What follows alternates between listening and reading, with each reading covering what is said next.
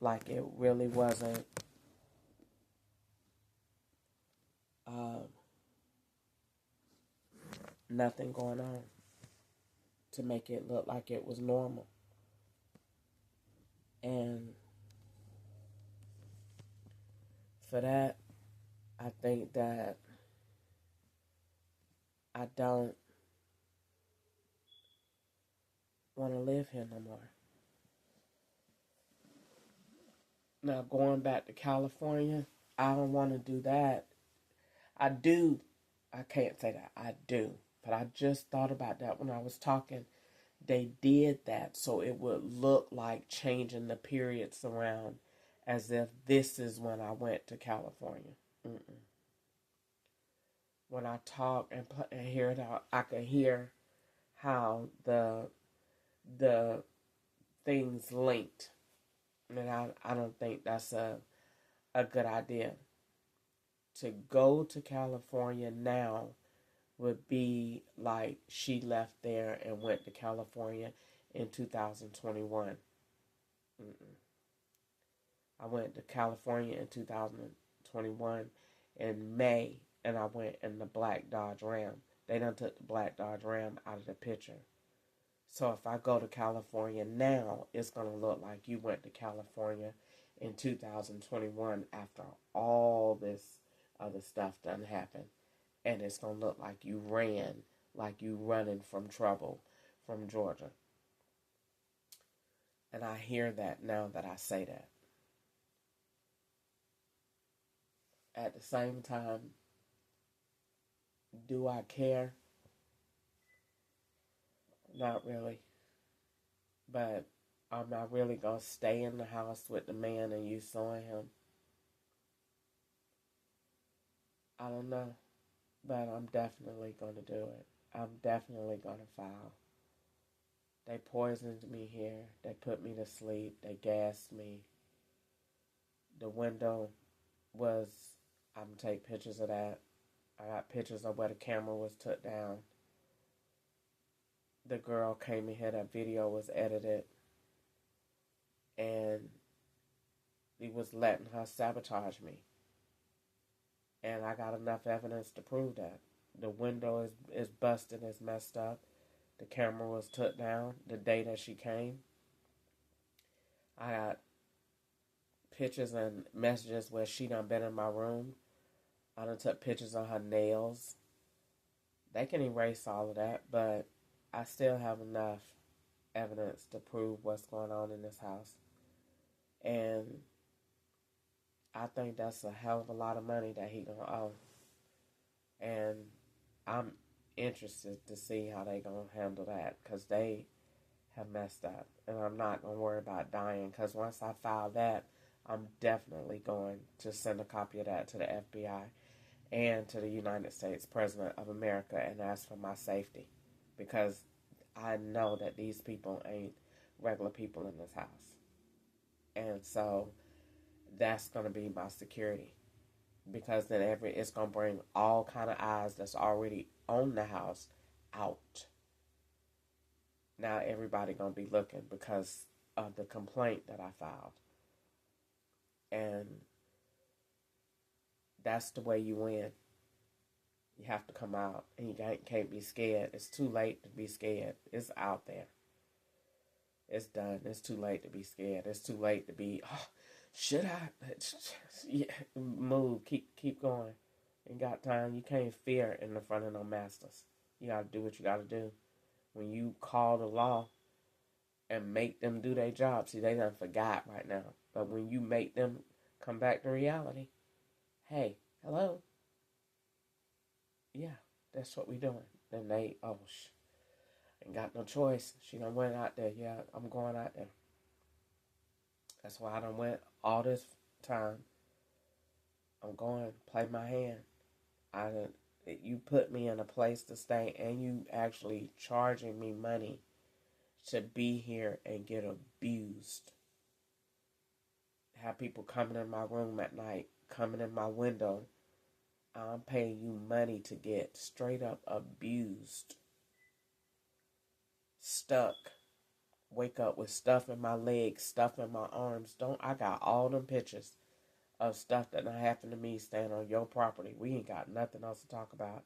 You can get your rent, but you getting a hell of a lawsuit on you. And they like it when I file suits. Perfect.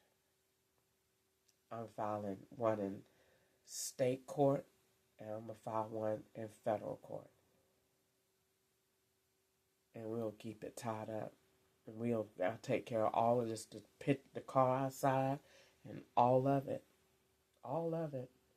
It's going to be, you can't do nothing with that. That girl done woke up and came up. Ain't nothing you can do about that. You can't even threaten her either. You can't. Because I'm going directly, do not pass go, to the FBI and send them that complaint. Ain't nothing you can do. And she sent it to the president.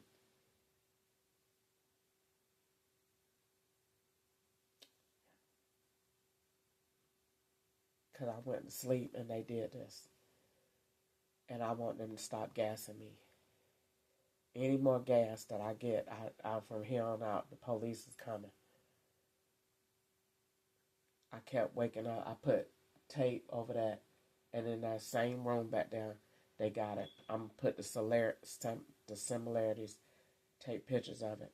That room back there, how it's set up back there, and the room, how it's set up over here. How they got her room set up back there, the bed on the same wall over here. She got her thing covered up. I got mine taped. They ain't gonna work. They ain't gonna be able to see. They ain't gonna be able to see. She ain't lying. She not lying.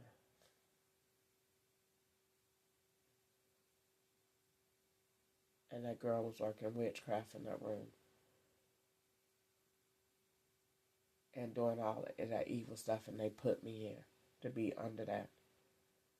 Don't worry about it. And I'm saying you knew that girl was doing that, and you let her stay here around me. You put me in danger. And that's failure to provide duty of care. And you said you let her boyfriend run all these wires to the house, and they threatened to burn me up every day.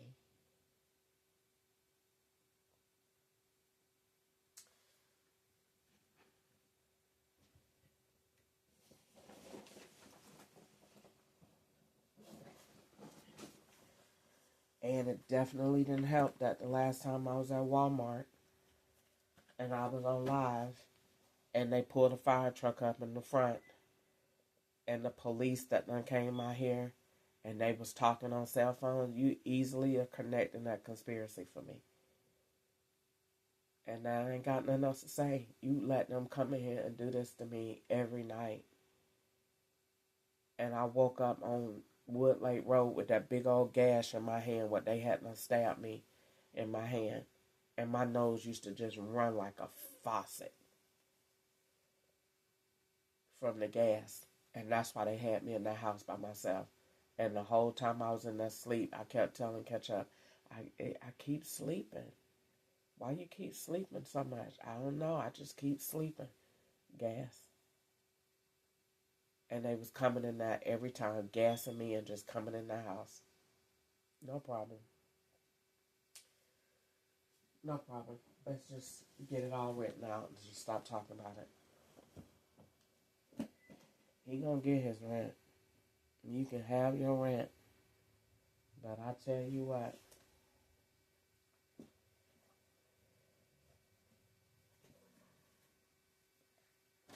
Tell you what.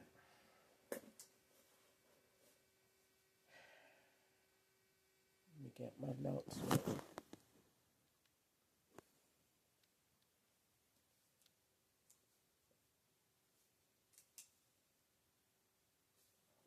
I have to keep up with my notebook. So, in response to what I said,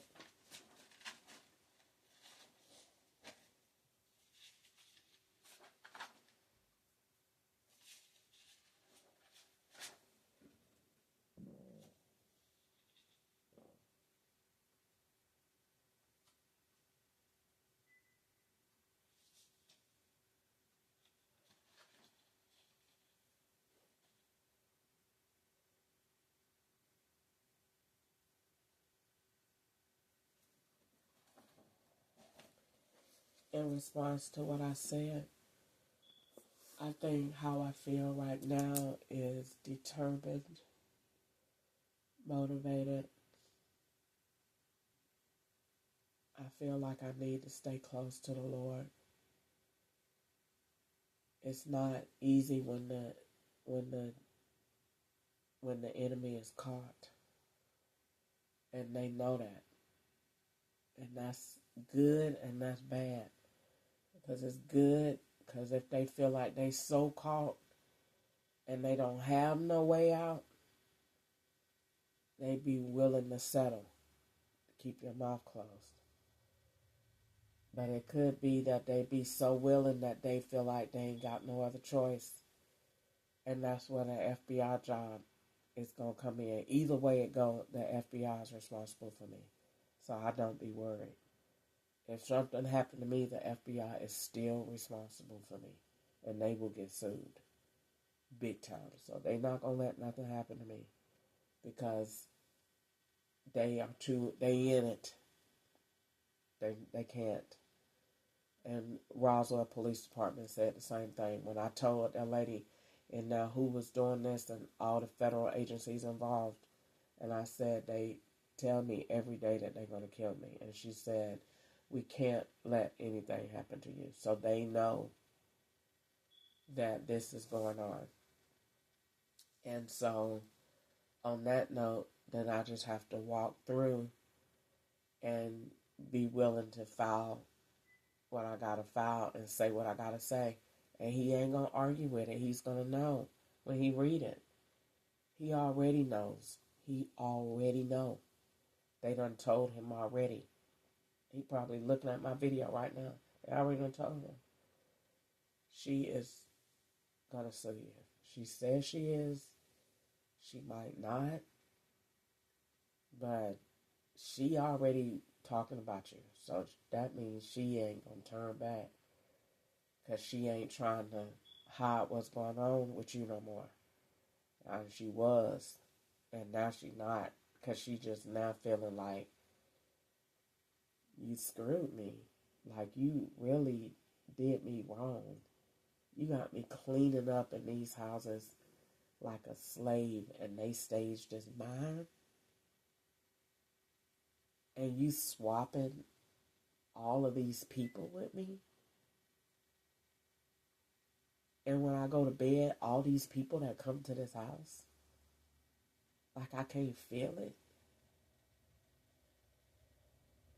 No, we not cool anymore. I don't want that dialogue with him, but I woke up that day and I seen him giving that girl out that car. China said, bring the stuff from over there that you seen. And he got up and brought the stuff and gave it to the girl in room A. And when I seen how they three connected that, we can't talk no more. Ain't nothing for us to talk no more. Ain't nothing for us to talk about. China made you me. And you connected me with the girl in room A. And that's why everybody that leave out of here be leaving little bits of electronic stuff. And then TVs just keep popping up. It's okay. I'm not worried about it. But it's time to get something filed in court. And a notice of intent to sue is first. And in the notice of intent, I don't want to talk to you. You will get your rent. But we don't have nothing to say to each other. And this is why you getting sued.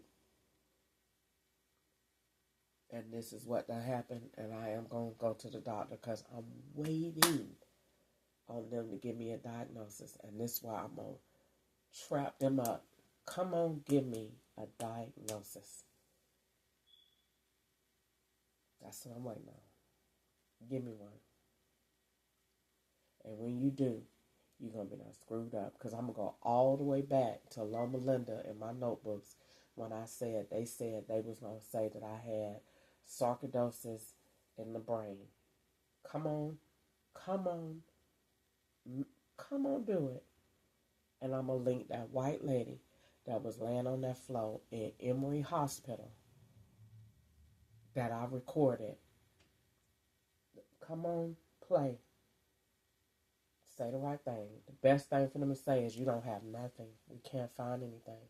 It's the best thing for you to say, because they're probably going to do that anyway, to say you're a liar. But they not. If they do that, they're going to really mess themselves up, because then they can't do that either, because they gonna be in a catch-22. Because if they say she don't have nothing, we can't find anything, they're going to be screwed with all of that false evidence they made. And if they say we do find something and it's sarcoidosis in the brain, I got too much evidence to say that it's not, that it was staged, that all the people that I seen going to the hospital. And then I got the chest x-ray from San Antonio, which is why they constantly removed all of those chest x-rays, even all the way back to Kentucky. They ain't going to want to do that because there's too many doctors going to be involved that's not really doctors. And them feds going to start calling each other and say, we not going to get into that.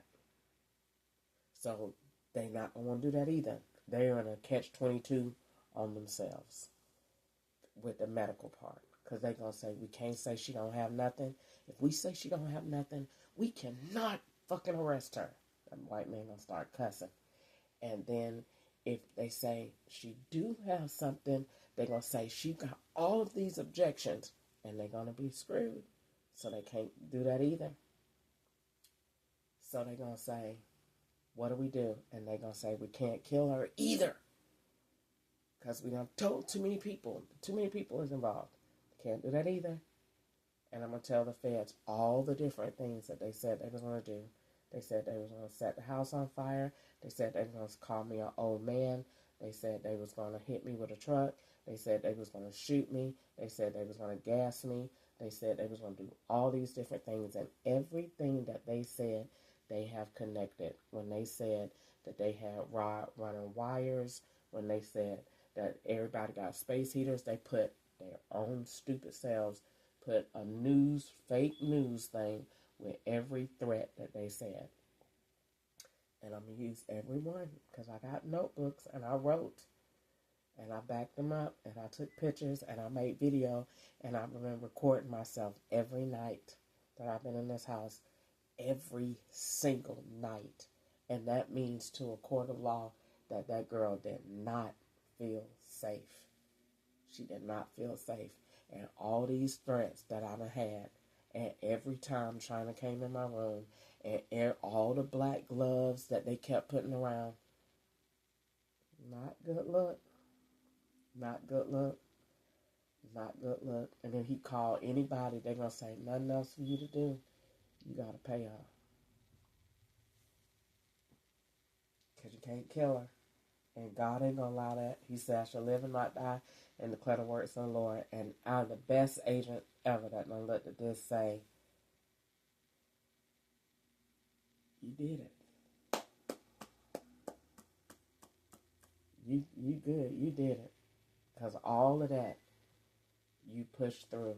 And everything that I felt when I woke up, being raped, people coming in my room, people acting like they lived here, men swapping with me, them putting stuff, leaving the toilet seat down in the bathroom, acting like I'm a man, having to raise it when I go pee, putting stuff here that I didn't buy, getting stuff delivered here, texting and playing on my phone, and don't let me put the cherry on the cake.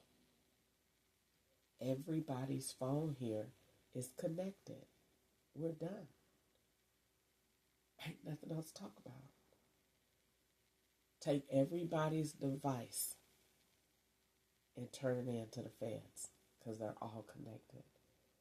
Let me see your bank card. Nubs.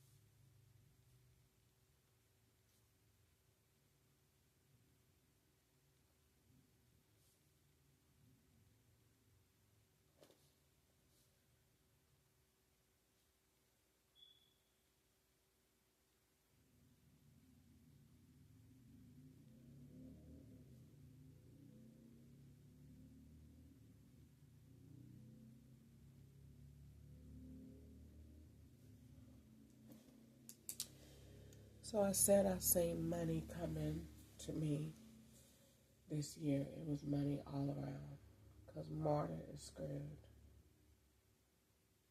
and they're screwed here.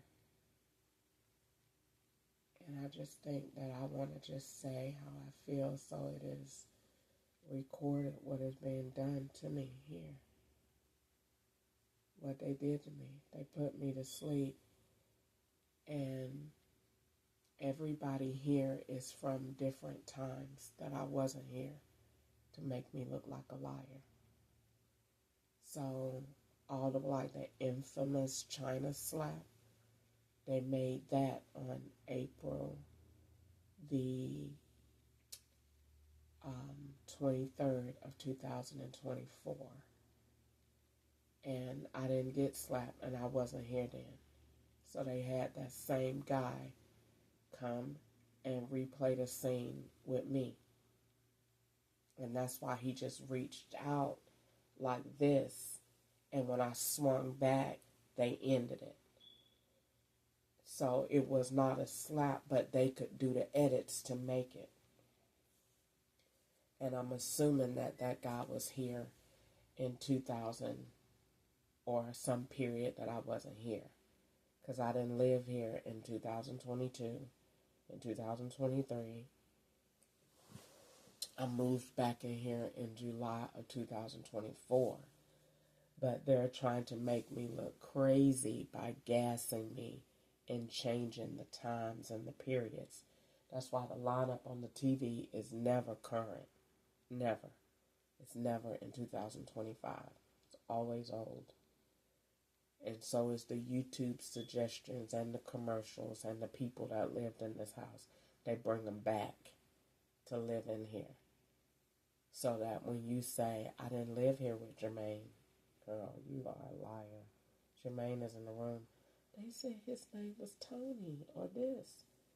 Girl, that's the dude that they say is Jermaine. They lying. You, when you write the name that you stand with, Moses live in Florida, girl, at the Florida house. They doing that. That's what they doing. All these rooms are set up different. Trust me, I know. When I go in there to clean up, and they be bringing their own Wi-Fi connections and boxes. Hooking them up. I thought about it too, like how I burped just now, and I've never had that problem before in my life. Never. They did all of that, make me burp, and tell that you look like you burp and sound like a man. I was like, why do I burp like that? Because it's stuff that they've been putting in you. I ain't been doing that. So I'm going to start documenting, even though I have, everything with body, everything in your body that done changed since you've been here. When I shout, I can still shout, but I get tired fast. When I wake up, I don't feel no burning in my mouth now, nothing on my tongue, nothing in my head or nothing like that is hurting. But when I wake up, it's always either behind my neck, behind this side of my ear, like in the middle, somewhere in the middle part of my brain is hurting. My tongue is numb. My lips feel like they got a frost on them. And the room is real, real dusty. Real dusty. It's gas. And when it's settled, it be all over stuff. So I done started wiping stuff off, mopping the room so I could tell if it's something on the floor. Everybody else in here sleep with stuff under their doors. I don't. I was, and I said, I can't see if something being done if I got something on the door, so don't put nothing under the door. And then you just wake up and they be gone, because they be done did a scene, and they come back and do that same scene with me when I wake up, and it'll look like that was the time, and they do that every day. Today I woke up at 1:30 and they sent a man with a text to say he woke up at my same time. They sent I woke up at almost 1:30 today. I woke up at 1:30 yesterday. So they put you to sleep to the time they want you to wake up. So they controlling and medicating me to make me do what they want me to do, and then acting like it's under witchcraft. No, it's gas. And you sleep because they don't want you going nowhere, because I might be doing remote employment, or they might be out doing lifts or dashes, and then when you get up, then it looked like your day just started. No, I wasn't. I was asleep.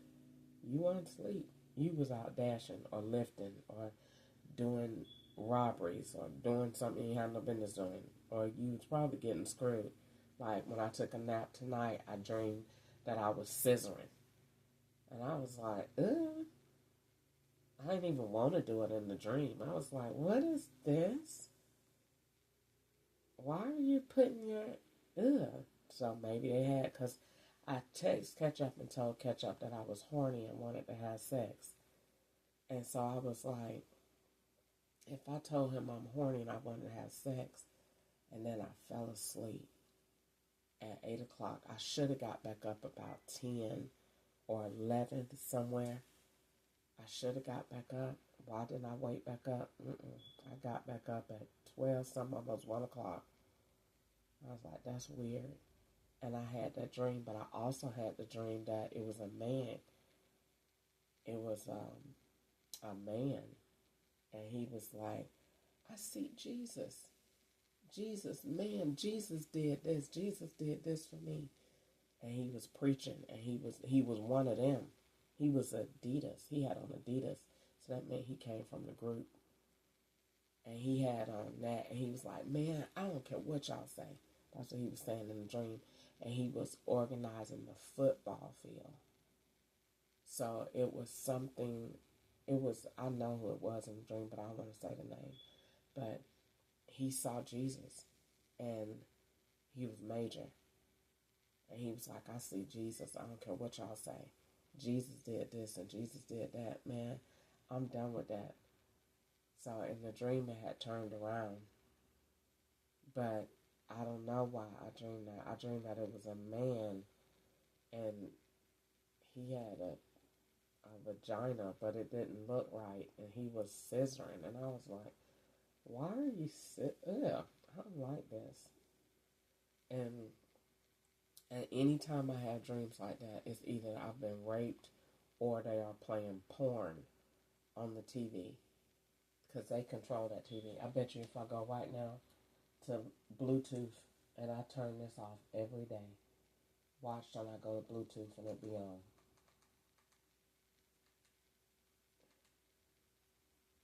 If I go up to settings and I go to remote accessories, watch, don't I click Bluetooth visibility and it be on watch.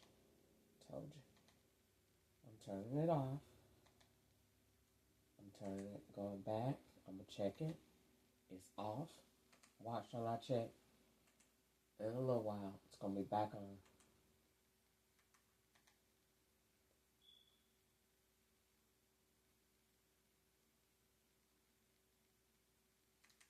Turn it off.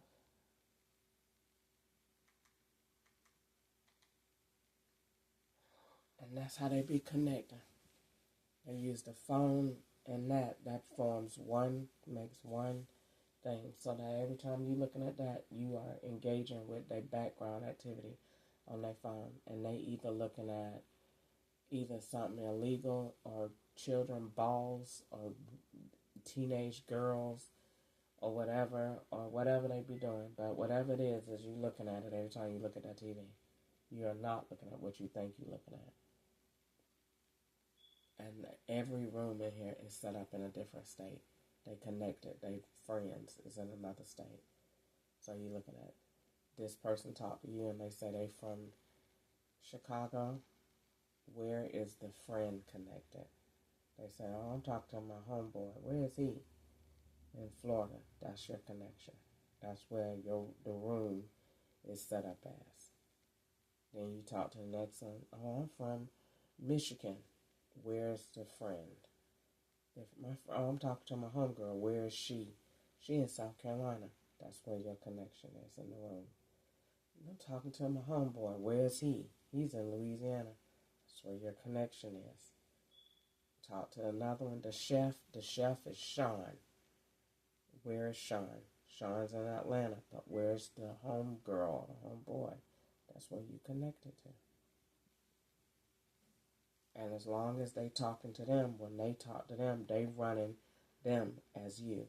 So if they go and get on the homeboy, let's say they put in room A, they put a girl named, let's see what they would put in room A. Terry.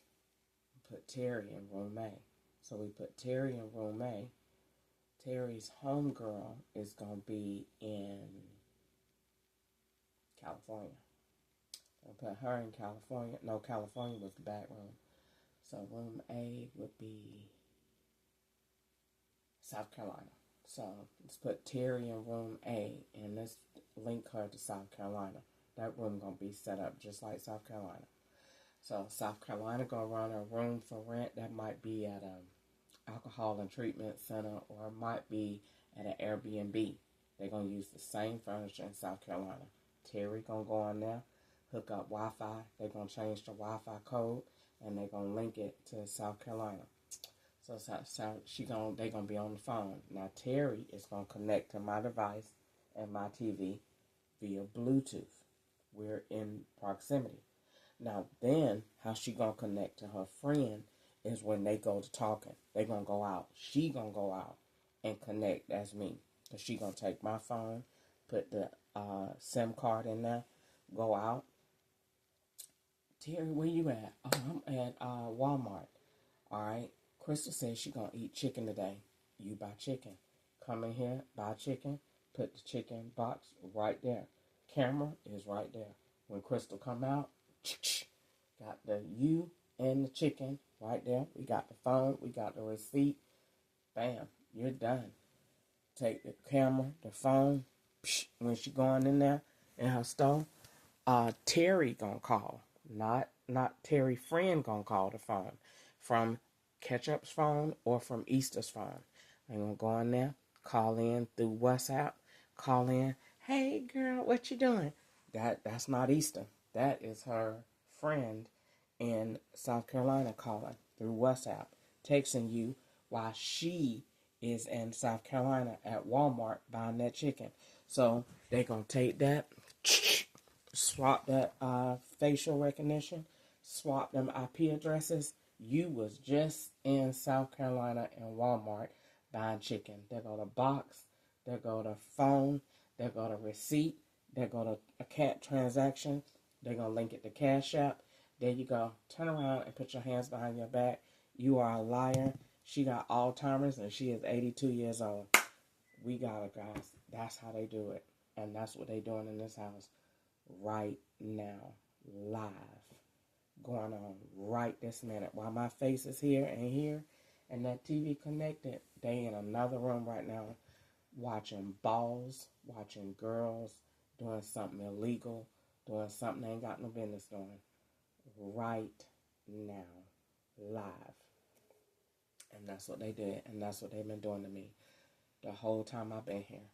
And every time I go to sleep, you getting gas and you getting something for what you did. So when you wake up and they be laughing at it. When I woke up at Judson River, the man was putting the gas in there that hurt your eyes. And so when I woke up, I might be doing this, trying to get it all out of my eyes. They had the feds, the man that acted like he was from Savannah Riverside painting, came to the laundry detergent place and was doing this to me. Like, let me know, keep playing. Then to get another one, ever since I said I woke up, all them boogers was in my nose. Gas. They took that down. They want you to get up there and interfere with it. Because when you get up there and turn it, we going to act like you doing electrician work. I ain't doing that. I let it stay. But they took it down because gas. And look like you're in here doing drugs. Everybody in here got their door blocked. Them last two rooms back down, I don't even think they got ceiling vents. They don't have them because they got this house wired. That's how them people be going up there in the attic. They not going up there in the attic because they fixing no heat and no AC. They going up there to attic to take that gas up there. You keep running your mouth. What do we need to do? Go up there, run it. They calling in specialties. Calling in, put that gas right there and let it run down at that vent. And teach that nigga about keep running her doggone mouth. And that's why they say, he said, all the vents in the house ain't hooked up. Good. That sounds great for court. Then you can explain, were all of your vents hooked up? No, they wasn't. Did you have heat going on in the house during the coldest part of this winter thus far? No, we did not. No further questions, Your Honor. Was there a reason that you took the camera down, sir? Yes, I needed to charge the battery. You couldn't charge the battery at the location where it was? You couldn't you didn't have plugs there? Well, I did. You didn't trust your residents. I mean, no, it wasn't that. No further questions, Your Honor. You don't have a reason. You took the battery out and you took the camera because you needed the IP address to be at another location. No further questions, Your Honor. Thank you. Was there a reason that there is the white car outside that hasn't been moved, sir? Did it belong to you?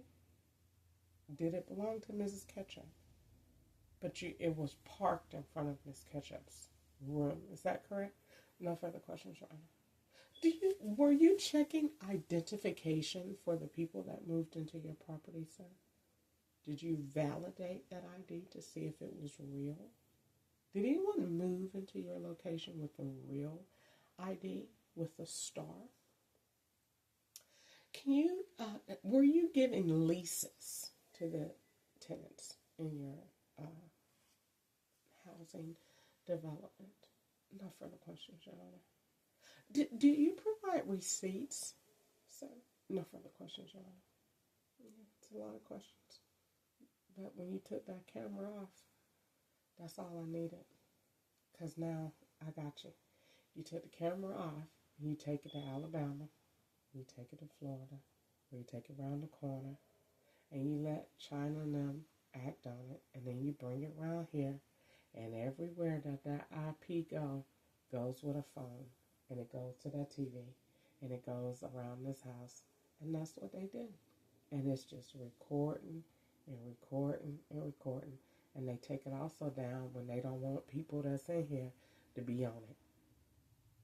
And I done figured that out. Other than that, you saying you took the camera to charge it. Well, that means that the Ring needs a new battery, which we're working on, so that we can give we can give the world better resources. So what you're telling me is that the Ring battery goes out. All right, so we need to replace their battery. All right, cool. And we'll do that. But in the meantime, or maybe we'll make them solar.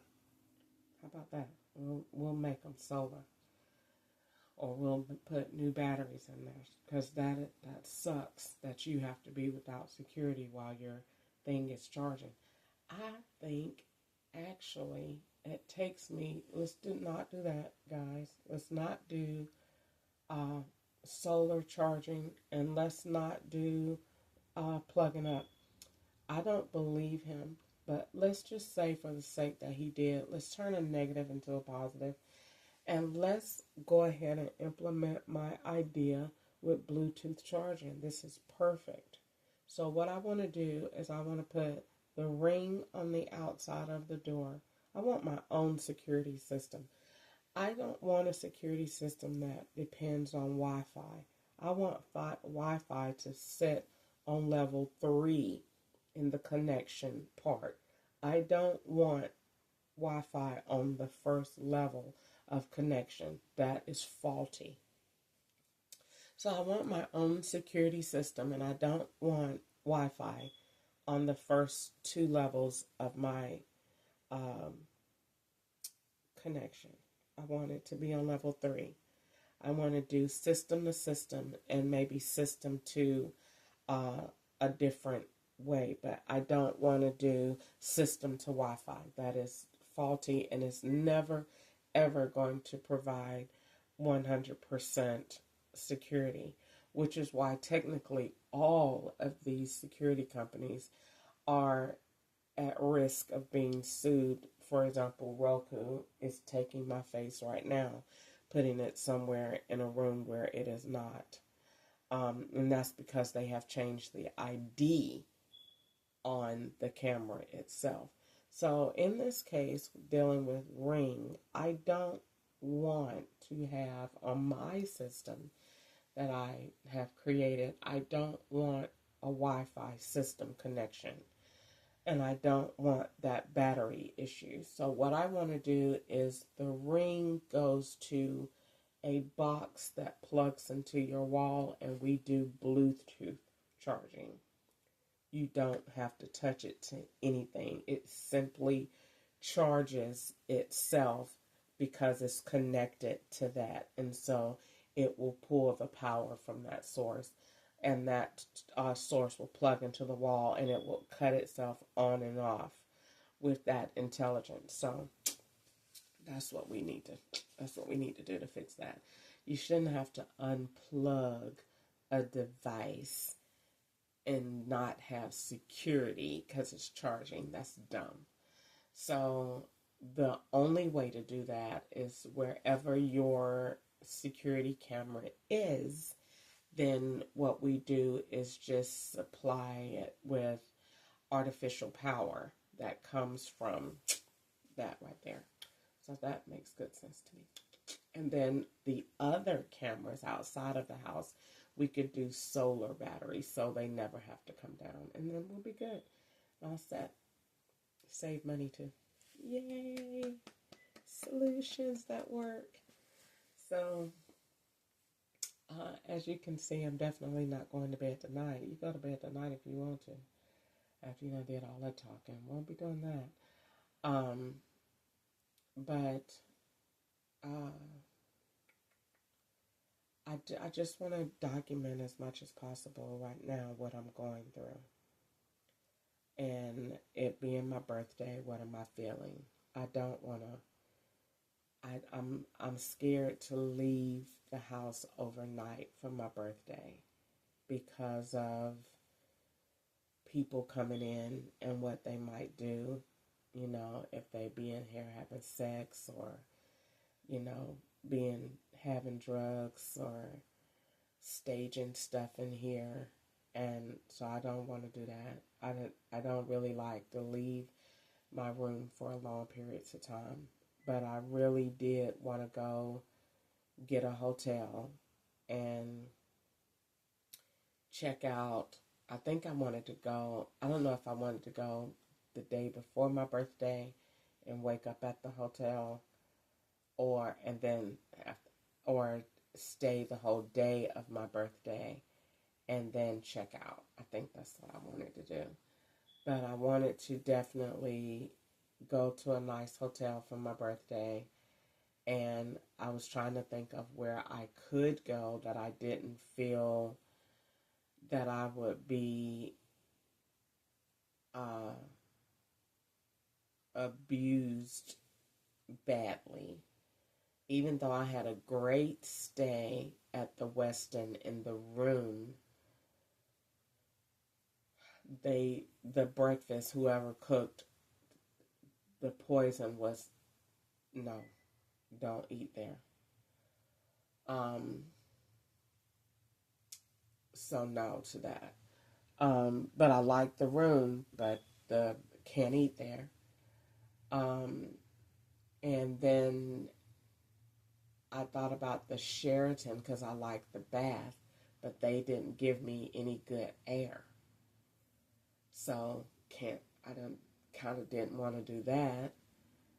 And then what other hotel? I didn't really want to try to play around with too many of these fancy hotels and then get there and can't enjoy my stay, because I don't know what they may say or what their check-in procedures may be. And I didn't want to be somewhere and be, you know, mad on my birthday because they didn't let me in or they didn't let me stay for whatever reason. So I didn't want to do that. But I had thought about that, to just get me a nice hotel. And so I thought about just the only thing to do is just go back where you have been or don't go to a hotel at all. But I really wanted to go to a hotel so I could take a bath. I don't want to take a bath here because China did, and I don't want to sit in the tub. And because they said she was taking spiritual baths, so I don't really want to take a bath here. So that's the only reason I really wanted to go to the hotel was to take a bath. So I said, the only thing left to do is just go to the Comfort Inn. It's just cheaper. I might go there or go somewhere. I might go to the Fairfield. That's always a good stay. And then leave the next day, come back to my house, and then take myself to dinner that day or something like that. I don't really want to go get no outfit and no clothes because I don't have nowhere to go. Everywhere I go is only people that are mad and that are people that are just waiting to say mean things to me. So I don't get a lot of pleasure of going out. And they don't let me have friends right now. And they don't let my family talk to me unless my family is working. And they don't let me really enjoy myself a whole lot. They want me to just think about dying and then think about how miserable I am and that, all the different ways that they say they're going to kill me. And they don't really want me to have a good day, more or less a good birthday. So I don't want to, I don't know about what I want to do for my birthday because they're just going to aggravate me a lot. And I don't want to be aggravated a lot. I don't want to, feel, all these different things. I want to just enjoy myself and, they think the only thing to do is, maybe do something and go have a nice dinner and hope it's not poison and maybe get something, do your hair and, look pretty. But I just feel like right now I don't have the desire. Maybe it'll come, but right now I know I'm going to do my nails. I know I'm going to do my toes. I already got them. I'll probably do my toes tomorrow for my birthday.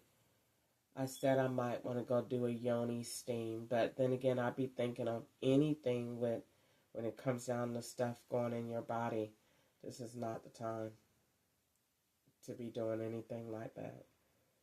So I thought about going to get a facial. Don't do that. I thought about going to get a massage. Definitely don't do that. Thought about going to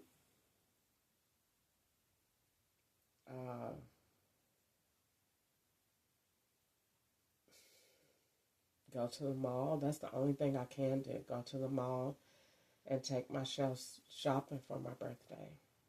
Maybe go on the 6th and find me something, I don't know. Just to be in the atmosphere and just maybe just try to find something that I want. But I don't, I don't really, why buy stuff and then you go out and you can't really have a good time when somebody's sitting across from you saying, we're going to kill you. Or, it's on somebody's tag or on somebody's shirt. Or, you know,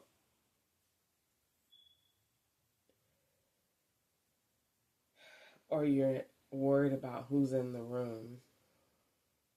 So I may just get a room so that I can take a bath.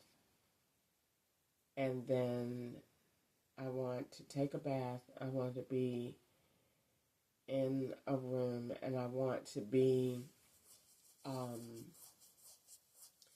may get myself some good bubble bath. And then I may just soak and just listen to some music. And then, I don't want to drink any alcohol or wine. And then I want to just, it would be good to have sex for my birthday, but I only want to have sex with ketchup because anybody else is going to be a part of the plot. They're not going to let me have sex with somebody real and like somebody that is remotely attracted to me in the least bit. Like, they're not going to allow that. So I can only have sex with ketchup because he's already a swap. And I can have sex with anybody that's short, that looks like a kid, or anybody that's skinnier than me so I can really look like I'm dominating them. And then I can have sex with anybody that just looks like a kid or like just really look like they don't have a backbone at all. And that looks like they got a vagina. And that if their penis is small, it used to be they only sent me men that had big penises, but now they have changed and they only send me men that insist on sending dick pics that are small so that they look like children. So when they go and, think of these trumped up charges, then they can say she likes to look at children online, So, no, they won't let me have sex with somebody real that's like a real guy. You only can get guys that look like they're running from the FBI. You only can be with guys that look like they're on the terrorist list from the FBI.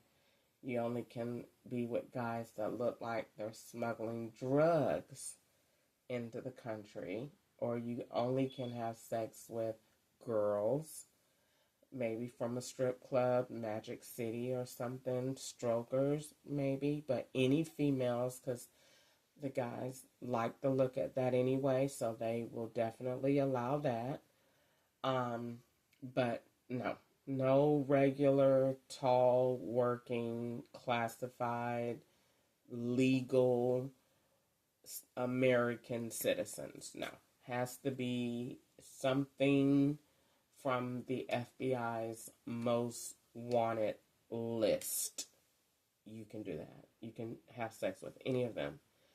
Any animals, dogs. You can masturbate all day. They like to look at that. You can do that.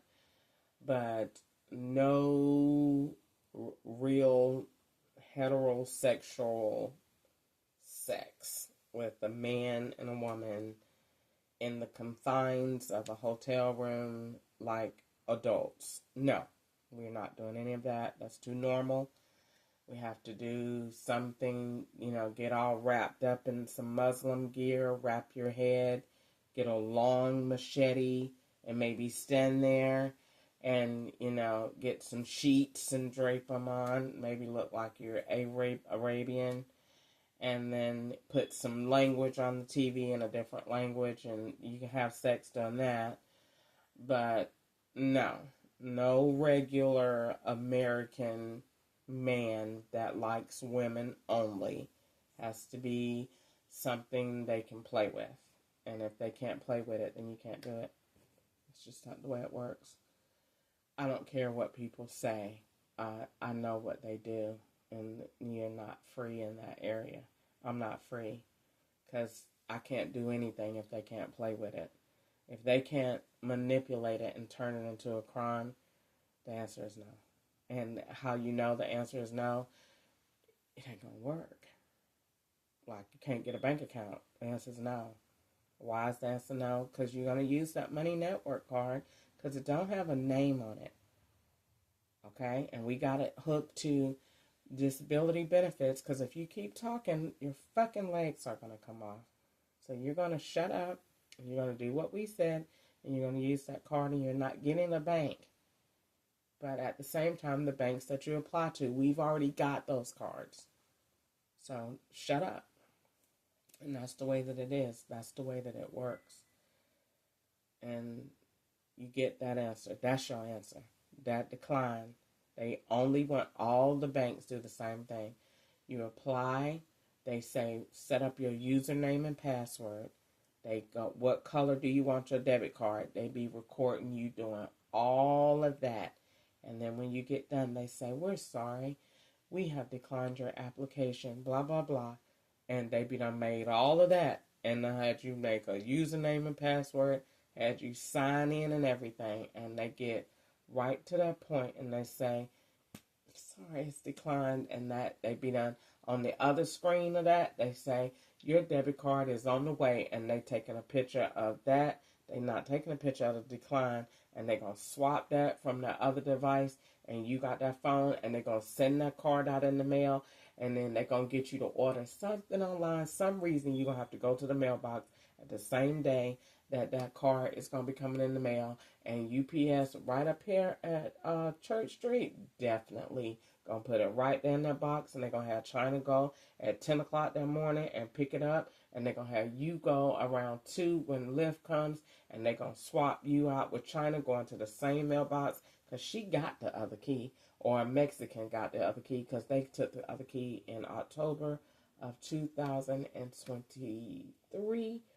on MARTA, bus number 93. So they're definitely going to go into the box with the same key, pull out their debit card, they're going to swap it, and there you have it.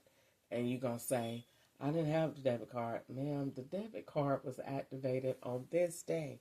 Why do you think that Chase Bank erased those recordings in my the NOC3, whatever phone that was that Metro sold me that was an Obama phone that I had from February to June the 1st, exactly 4 months. I recorded that I got that Chase Bank card out of there, and they erased it.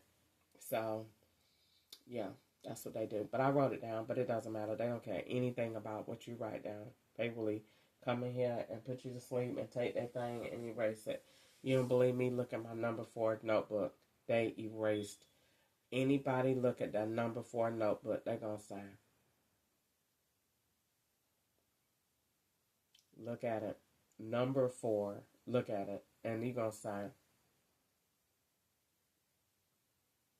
it's just literally, you just see writing and just see a bunch of empty lines. Writing and empty lines. They didn't even care. They didn't even think, just tear the whole page out. Golly.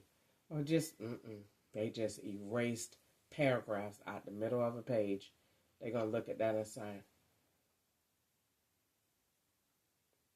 And where they messed up was they left quotations on some pages because I underlined, like that man did that. That joke it wasn't funny, but it was funny because they put that commercial in Marietta when I was out there on Canton Road with that man. Child, please. That man said, you're dead. And he did that line like I be doing. They did that. They did. They don't care. So they know I do lines and I do quotations and I do explanations, so they be writing just like me.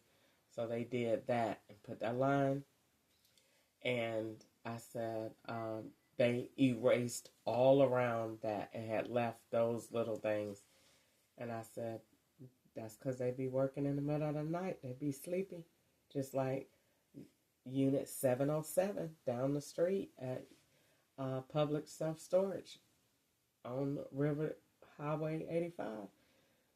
Unit 707 in May or June of 2020. We had a storage there. It was a black female, and it was 707.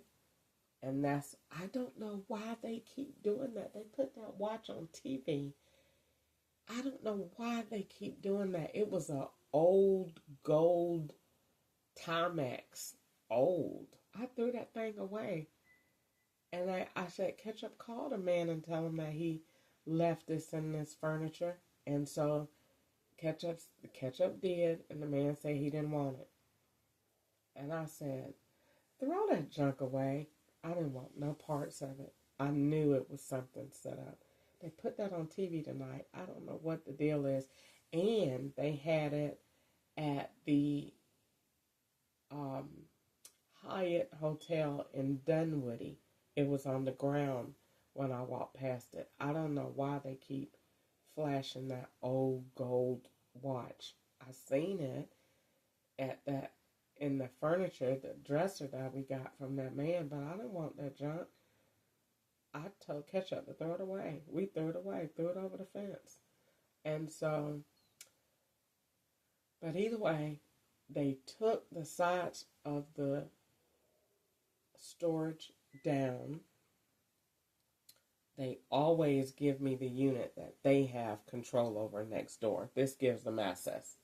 So when you go to a storage unit, the law is next door all times. They're assigning the units.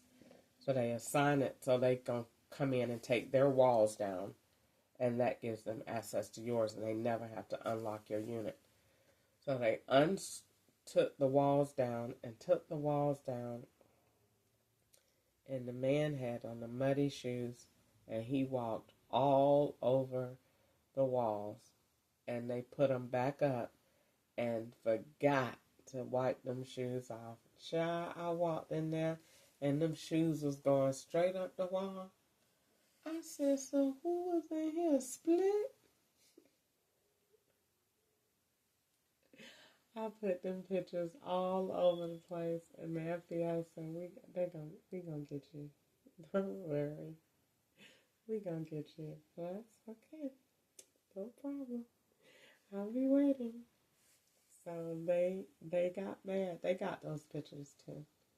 So, okay, so something went on in October of 2022, no, 3.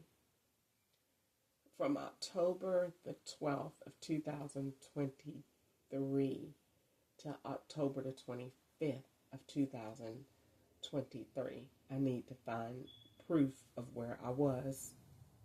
I know I got receipts because that's when they stole my wallet, and they got me traveling, or they got me somewhere for 2 weeks. So, and they stole my wallet, and it had my ID. They stole my black wallet with Kenneth Cole or somebody on the front, Jessica Simpson.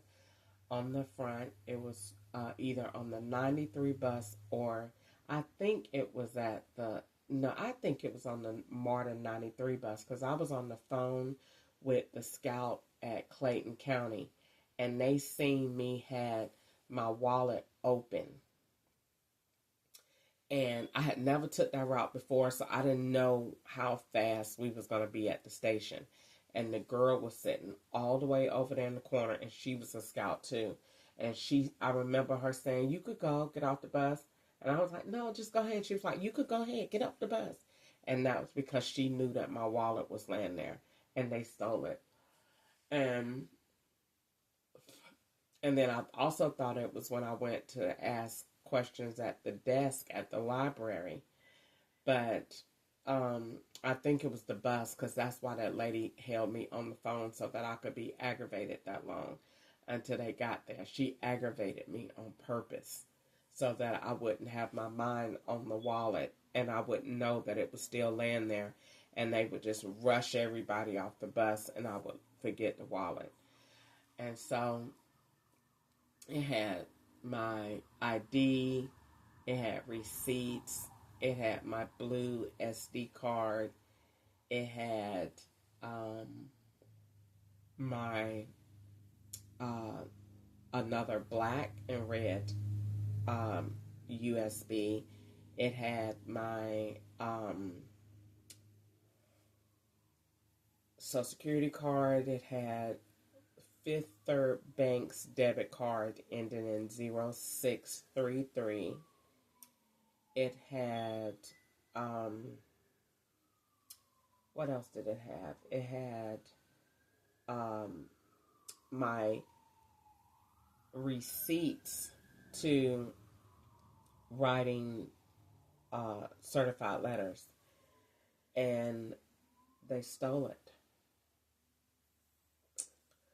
Yep. And I can't wait to say, so the FBI was watching me all that time, and you saw who took my wallet, and you didn't get it, and you didn't notify me either. So you watched a crime. So then we have proof that you watch crimes and don't get involved.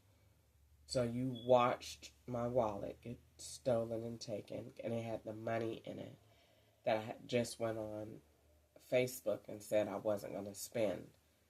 So they took it because it had those bills in it. I think it had $160 in it, or yeah, like almost $100, something like that. And so they took it because I said I wasn't going to spend the money that they had gave me, and they got mad. So, but they needed me to get an ID at that time because they said that they had just got out of prison. So that's why they needed me to get a new ID.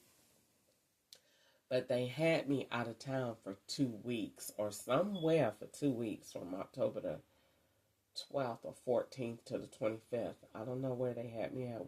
I guess we would definitely find out. But I'm making a lot of noise about that. So I'm going to post a video about that too. That I need that to be seen, because now you can see the connection and why the wallet was stolen.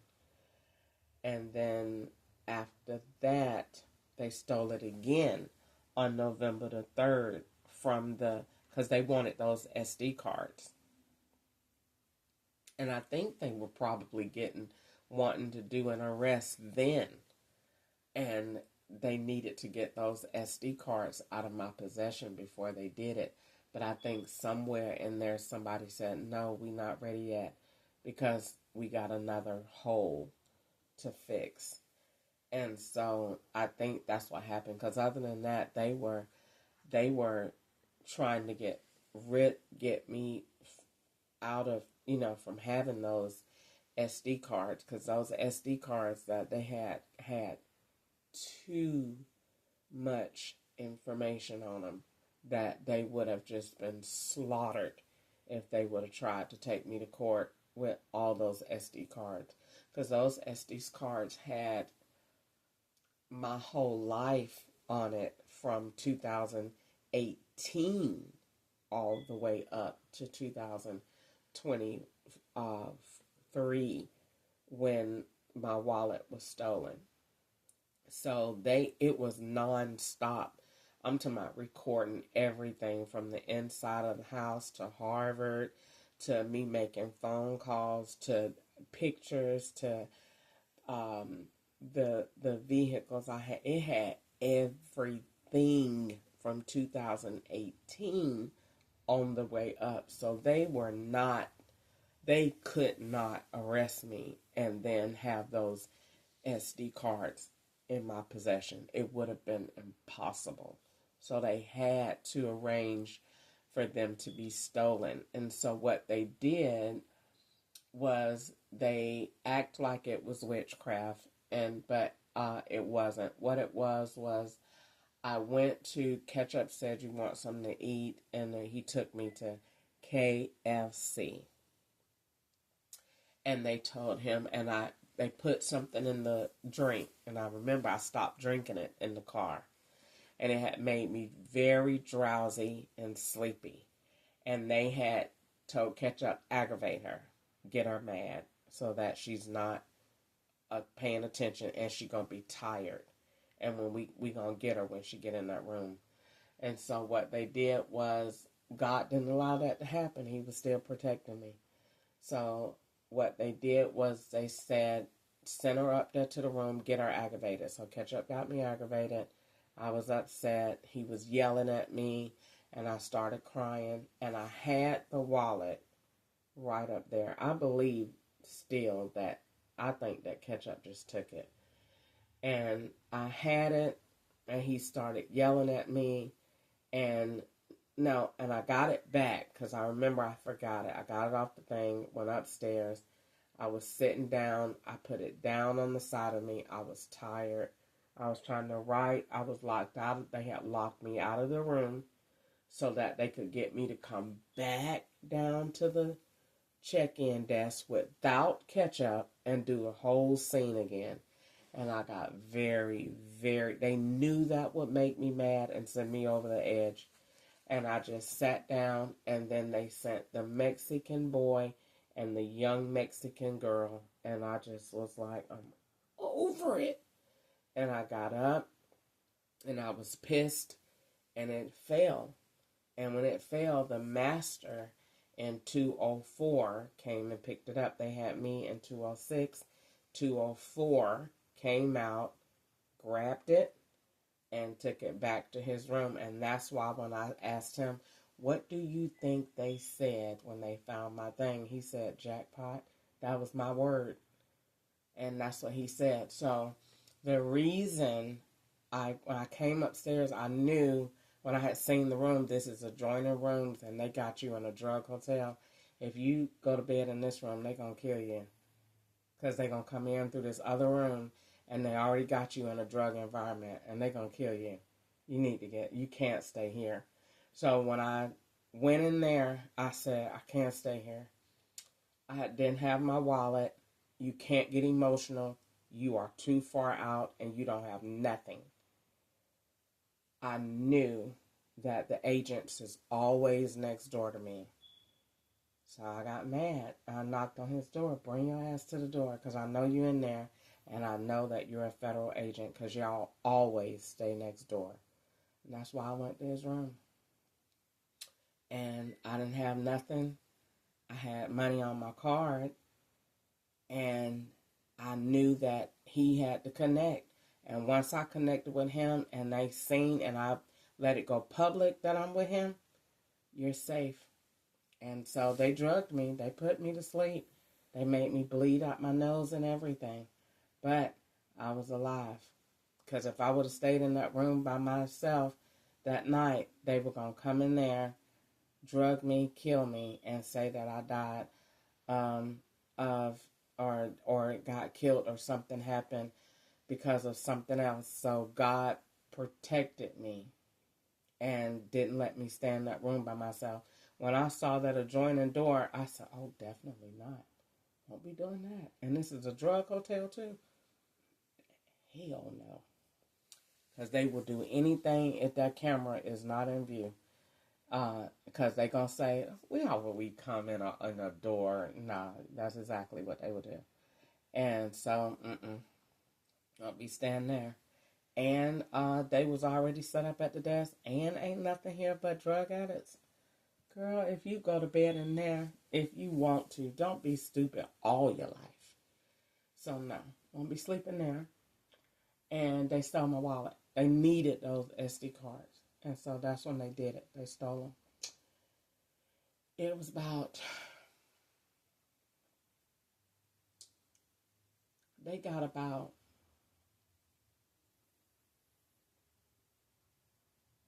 40,000 plus easy. Because I got 20,000 right now in Gmail. So they got easy about 60,000 different images, videos. And they got about 150 to 200 SD cards.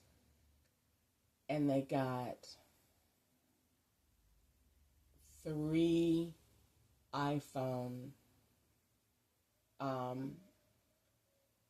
cartridges that connect to your phone so you could download data. They got 2 USB drives.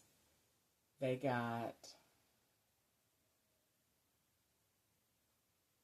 a lot. And they stole, that's why they called it a jackpot. They got a lot. And they edited and been taking their time to edit and fix everyone. And I knew they had it. This is how I knew they had it. They talked too much. I knew they had it when they came up with the, when they start talking about being an author, writing a book. Because I had my whole book on that drive. And so when they seen that, they put the narrative out there. And they started building the narrative. And when I did that, I knew they had the drive. Because that was on there. And that's why you talking about it. Because you got it. And so I know that no, the FBI would not be who they are if they let somebody steal that, knowing all of the data that is on there. They're not going to let that happen. So when they stole it, I said, well, the good thing about that is they're going to find something on there that they can use against me. And I will catch them from there. And then I said, at the same time, they took it to see how smart I am. To really see what they're dealing with. Even though they already know, because they were editing those SD cards as I made them. They were definitely doing that. So when I went to sleep, especially at AIQ's house, oh, you're going to sleep, and we're going to get the camera, and we're going to erase and re-record and this. That's why all those SD cards got all those different alphabetical terms on them, because that's what they were doing. So they knew she is smart and she records everything. So they were doing it too. So they could have also taken the person that is really trying to see if I'm nuts or not. He probably wanted to see just how much she, because that's every white person's goal. When I found this out in October of 2020, when you make a federal complaint against anybody in a federal capacity, the first thing that they're going to do is they're going to send out somebody to look at you to see if you clean, presentable, see if you're nuts, to follow you to see what's going on, and to see at the same time what they got to do to take you down. Yep. They're going to come out and evaluate you. And you ain't going to know it, but I knew it, because I knew when I made that federal complaint and sent it in, it was a white man, I think it was a white man and a black man, and they came to Waffle House.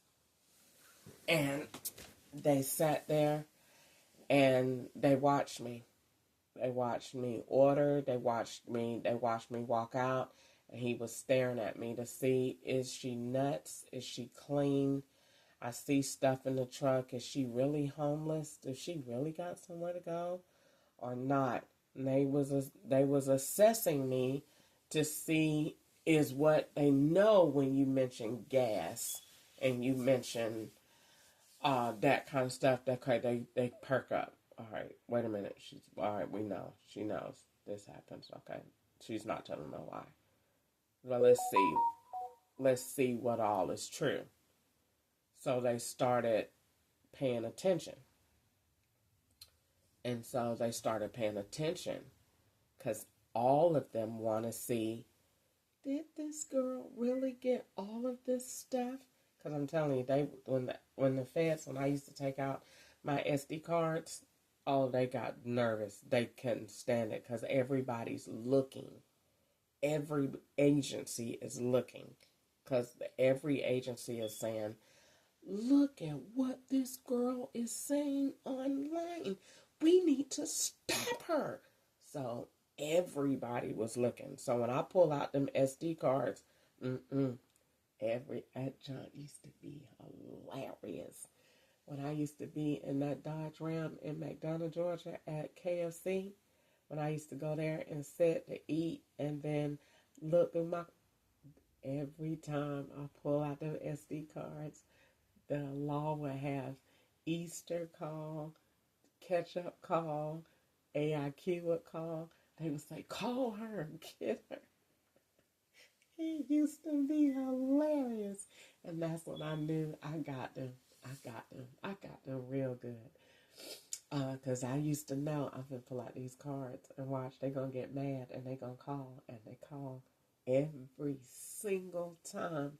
They want to get me out of them SD cards because they never wanted me to play that evidence without knowing who all was looking on there to see what all they had did to me. And so they would do it. So every time I pulled them out, they would call to get me busy. It's also what I used to use at DoorDash. When they wouldn't let me get no orders at DoorDash, okay, fine, I'll go pull out my SD cards. Ding, ding, you got a $20 order. Yeah, that's what I thought. Yeah, it's time to go. Yeah, pull out the SD cards. DoorDash is going to send you an order real quick. Yeah, you got to worry about that. And so I knew, okay, play with it. We ain't going to work today. Oh, you don't want to send me no orders? Okay, no problem. I'll find something to do. Pull out my SD cards.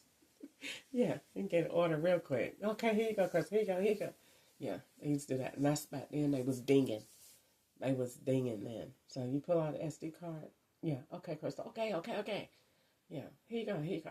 Okay, you can go do an order. Yeah, that's what I thought. And if you turn my orders off again, I'm going to pull out my SD cards again. How about that? I'll pull them out and play it all. And they would be like, okay. And so that's how it was. But this is when it was small. I miss it being small because it was only me, and it was probably, probably about 50 agents here, but it was small, and now it's huge, it's massive, and they're all over the place, and so the conversation is just, the dialogue isn't the same. We used to talk, they liked when I talked to them like this. They used to love it. They used to tell people, don't call her. She's busy. They used to tell AIQ, give her a blunt, and when she smokes, put her out, because she likes to talk when she gets high. I used to hear them, and they used to say it. I used to hear them when they weren't talking to me. That's weird. And God did it. He made me weird. And so AIQ did. He used to smoke, and I said, you can't get put out. And he'd be like, all right, I got to go to work. You can just call me in. No, the FBI want to talk to me. And I used to love it. And I used to get in my truck, and they used to keep me safe all the way there. And as long as I'm talking to them, they wouldn't, no gas, no getting put to sleep. And so I used to talk to them, and they'd be up all night long. And I used to go and park, and I'd get something to eat, and I'd be so happy. And I'd be talking to them, and they'd be right there, and I just loved it. I loved it. I loved to talk to them. I loved to talk to them. I used to go park, and I used to get something to eat, and I said, "Okay, wait, I'm gonna go get me something to drink," and they'd be like, "Okay," and then they would, you know, I was like, "I'm gonna go get something to drink," and they would be like, "Do do do do," or they would ding me to like say okay, and then I would go park, and then I'd be like, "Child, what was y'all doing today? Child, that junk ain't going nowhere." And then if they get real mad, then I know like they would send like ambulance or something like that, or they would ding me like they like one ding could be changed the subject, you know, a soft pause, might be they not mad. It just depends. But I knew what to say and what not to say to not make them mad. Don't call their names and they're not mad. And don't call their tags and they're not mad. But if you just say they did and they did, then they're not mad and you probably won't get gassed. But if you call an agency's name, they're going to be mad. And so I used to love to talk to them. We were friends. Even though they were doing this to me, I would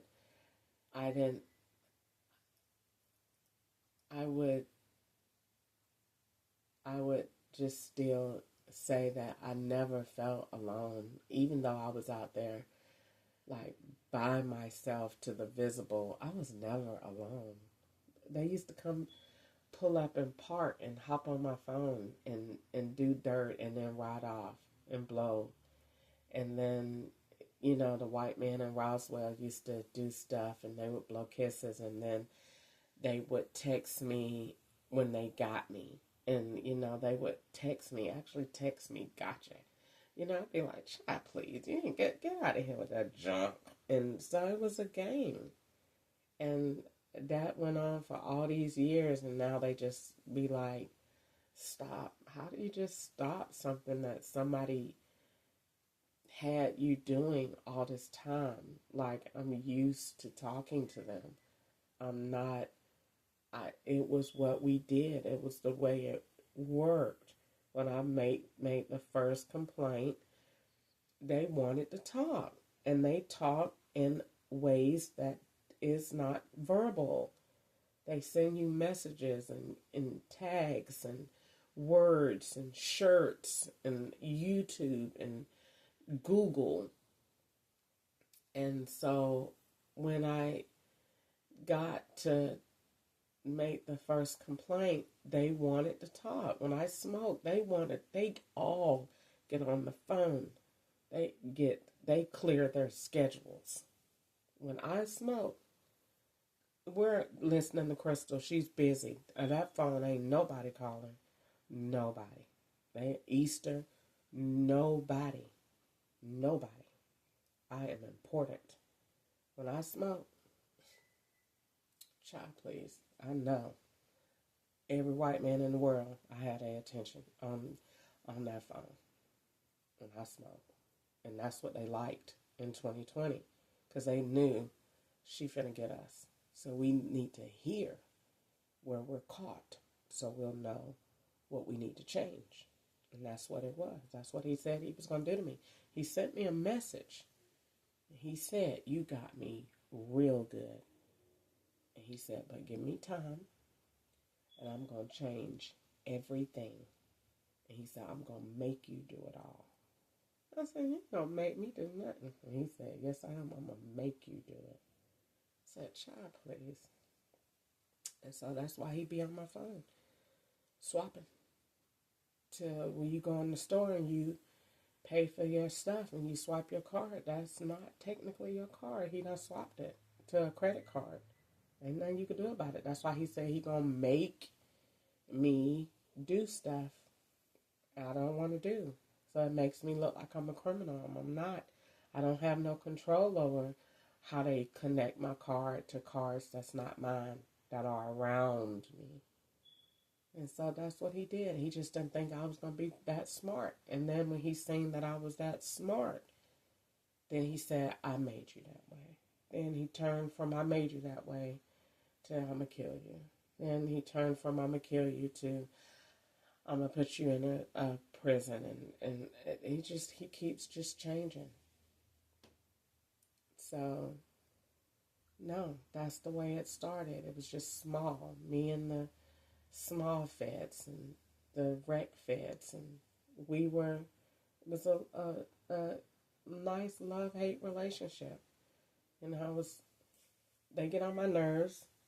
I go and tell, and then they listen, and then they be like, well, you didn't get no money at DoorDash today because you kept talking. We told you to stop talking. And then I'd be like, well, you shouldn't have been in the store. And I wouldn't have said anything. And then that's how it was. We were talking. And then they're talking as a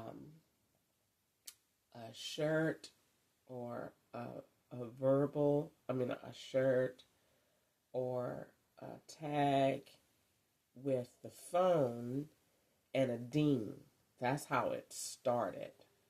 And then everybody got wind of it, and it just went haywire. And the messages, everybody is not fed, and you can't imitate them. They are original and very sophisticated. And so they just started telling other people. And by the time I got to California, the people was crossing all up the messages so bad. They had on Levi's with Adidas, and those messages don't go together. And the wrong shoes with that don't go with that. This is Levi's is one agency, Adidas is one, Puma is one, and it all goes with a form. It's a formula to it. It's not just they wore something. You get the shirt and you get the message and then you get the ding, and it's going to be on a time. They're very strategic. So you'll get, let's say they want to say I love you, which they're not going to say that. Well, let's just say they did want to say I love you. They're going to say I love you at 1:41, which is going to be 6. And you're going to get a ding, and you're going to look up, and it's going to be a white man, and he's going to have flowers in his hand, and then he's going to get in the car, and in the back is going to have a heart tag, and it's going to be California. And then you're going to open your phone, and it's going to be YouTube, and it's going to be the slow dancing song. That's how they send messages. That's how you have a conversation. And that's how it works. So you get the song that you know. They're going to send it with a familiar content, something that's familiar to you, that sparks your mind to think in this direction. So if they want to spark your mind to think love, they're going to say, what is she going to get googly all about? Oh, that she likes that slow dancing song, and she know that comes from a white man. Okay, slow dancing. So that's going to be at 1:41. All right, let's send it at 1:41. Then he's going to have somebody. It ain't going to be him. He going to be done had somebody come out of that store when I tell you, because she finna pull up. All right, she going to pull up to the gas station. Come out of that store when I tell you, because she going to look up when I give her the ding. It's just science. She's going to look up, come out of the door with flowers. When you come out of the door with flowers, he going to be done had him with the tag. It's going to have a heart, and it might have something, WBU, which is the first tag that I seen when I got to California of that white man that was so fine. It didn't make no sense whatsoever. And so they will do that, and they will do that, and then you got the song, and you got your time, and you got the message. And then when you open YouTube, it's going to say something about woman gets married with all these flowers and roses. That's how they give you an impression, and that's how you get a message. And you get the same thing when it's a death threat too. And so it got so bad in California where I didn't want to look at the phone. I hate looking at the phone because if you look at it, they can send you something so terrifying, and you'd be like, I hate it, and you just stuck with these internal visual haptics. And according to psychological research, a visual threat is worse than a verbal because you got a mind, a sight, and you can internalize how it's going to happen versus you just say that you're going to do something to somebody. You don't really have nothing to put in your mind.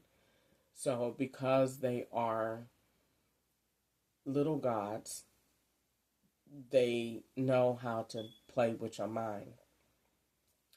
So they had Paul Harris in California. This is when I got to Amazon, and Amazon wanted to know, Amazon's execs wanted to know because they had got wind of it. What are they doing to this girl? So Amazon had me under surveillance. And they had me with agents, and they too took my SD cards. They took them too. All of them still, because everybody is wanting to cover themselves. So everybody still. I don't care what agent it is, they all steal evidence. Because let's say Amazon sent theirs and they said, well, she's working for y'all and she got this on that SD card. The feds is going to tell them, and they're going to come out there and steal it. They are going to steal it. They're going to say, let's go for a ride. And they're going to take you somewhere and leave your stuff. You ain't got to worry about bringing that. It's okay. We're going to take care of you. And you go with them if you want to. They're going to buy whatever. They have money. They're rich. They buy you whatever you want to have. Whatever you want, you can get it. But while you're out, somebody is going to be tearing up your SD cards. Yeah, and that's what they did. Paul Harris took me out for a long drive. They said she likes to ride. He said, come on, let's go get something to smoke. We went, got something to smoke. Went to the store. You can have whatever you want. I was like, yes. Got me some gummies. Got me some mist. Went here. Drove by the little orchard patch. Trying to see over here. Yeah, and they is tanned that camera up, and they actually engraved it while I was gone. And I opened it up. My SD cards was gone, and they left me a nice little message on the inside of my camera pack, and they said, it is not Ketchup's fault. Yep. And that is what they did. But they had stole my SD card. And they stole it because it had Easter calling me on September the 4th or the 5th. No, between the 3rd and the 4th, telling me about Ketchup's wreck in 2021. And Easter sent me the pictures, and I was in California, and they did not need that. Plus, I had my phone on record of the conversation, and they messed up, and the person that was over texting me was seeing the messages changed, and so did the federal agents. And that's the hotel they seen it to. And they didn't need me with that much evidence. So they came and bought me something to get me out of the house, and they stole it. So I knew why they did it, but I couldn't have it because that would blow everything out the water. And so they came and stole it, took it. And so, but at the same time, they had people while I was at Paul Harris' house looking at my phone. That's when I knew somebody out here is with you, because while I was at his house, they um, took my phone apart while I was asleep, and I just happened to, they hadn't cloned me then, and they weren't gassing me at that time. And I woke up, and um, I didn't let him know that I seen him, but I seen him, and he had my phone, and he was looking through every single piece of my phone. And I was like, thank you, Jesus. And I went back to sleep. And he don't know to this day that I seen him, but I did, and that's why I liked him until the next time. But I liked him, and because he was looking at my phone. And then when I left his house, they took off the bar off my phone so that I wouldn't get, they changed all of my notifications, and they changed, like, I couldn't get no more um, death threats through Google. They couldn't send me that. They just changed my whole, and I said, thank you, Jesus. It was like a blank screen, and I woke up and they had made it all better for me, and I was glad. And I had, for the first time, and I don't know how long, I had peace on my phone. And so I was glad. I felt indebted to Amazon. I thought they were helping me at that time. And then they were, but they were consistently asking what and who. And I said, I cannot say nothing because Eastvale,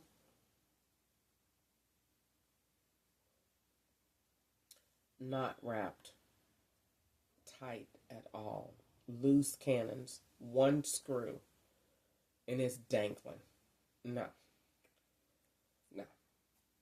Even though I talk, I'm not going to talk about that. No, no, they not wrapped too tight. So they kept asking. I don't want to talk about it. I just don't ever want to work there ever again in my life. I felt the worst. I hated going there. I hated going there. I hated it. When I walked in the door, welcome to hell. I hated it. And they used to overlay TD Jakes. I used to look up all the time. They was trying to make me paranoid. They used to say, watch out for your head. And then there'd be stuff moving and people working on stuff. I hated it. Then I went to the bathroom. They got NFC on. Then they sent that wire transfer to the bank while I was at work. I ain't had no money, and I looked in the account, and they done put $123 in there. God, Lee, I don't want this. Can't send it back. Where did it come from? I didn't make no money. I'm not spending it. And it was hell. They put the little girl around, there wasn't no clothes, honesty. Then they was still acting like they was working for me. They put the little black girl, the lady the fed mama, brought her up there, told her what to do. She got her little red iPhone SE with all the cats all over it, recording me all night. Then the man, Latino with the gambling habit, leaves work early, leaves me with nothing to do, nobody in the whole thing. I'm just standing there with the girl talking, looking like you a real pedophile wanting to talk to this young girl all night. They left us here and put us in this corner to make me look like I'm really interested in her, and they just talking, and they telling her what to ask and talk about dating and love. They retarded. And Jerry and Logan. and Amazon has a medical facility, and you ain't signing no documents when you get that job that you are consenting to them having your medical records. That's a very good point to bring up. But I hated it. I hated working there. And they used to threaten to kill me every single day. And used to go in my truck and leave dead bugs on the seat and leave the door open so I know they've been in there.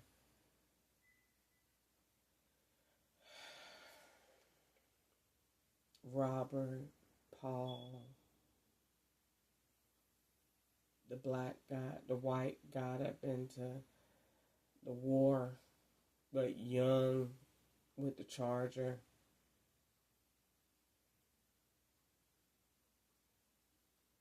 He used to play with my time, log me out, make A to Z reports.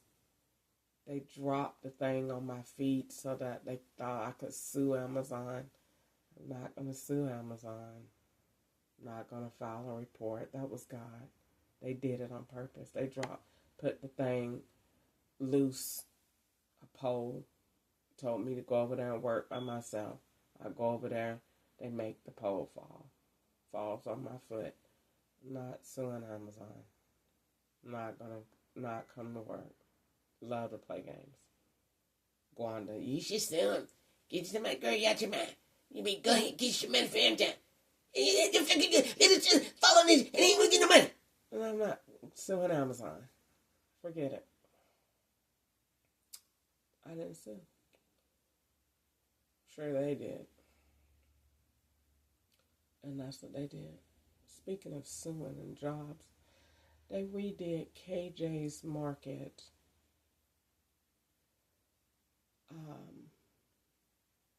The man that sexually harassed me at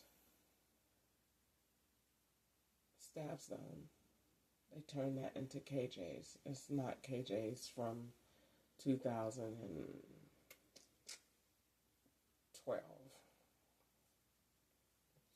They just be doing stuff. But, no, they just be making lawsuits.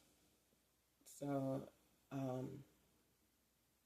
I didn't want to work at Amazon. And they were trying to figure out, what does this girl know?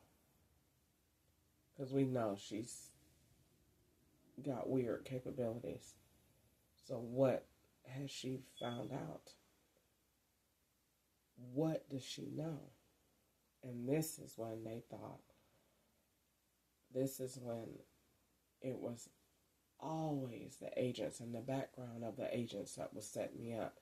It was always the agents in the back of the background trying to say, what can we do with this? And that's when I heard the black man, they always talking twos and threes like they think I don't understand. I used to tell people that at one point. Say it twice and say it a third time. And the man said, what do you see? What do you see? He overlaid Bill Winston. And he said, what do you see? They hadn't cloned me yet. But they really didn't want to know about what I seen. They think they do, but they don't really want to know. It was like that in the Bible. All of the people that God used to talk to the king, every last one of them in the Bible, if you look, they say you can't, the man said you can't get mad. If you ask me what God said, it can't be no judgment coming to me.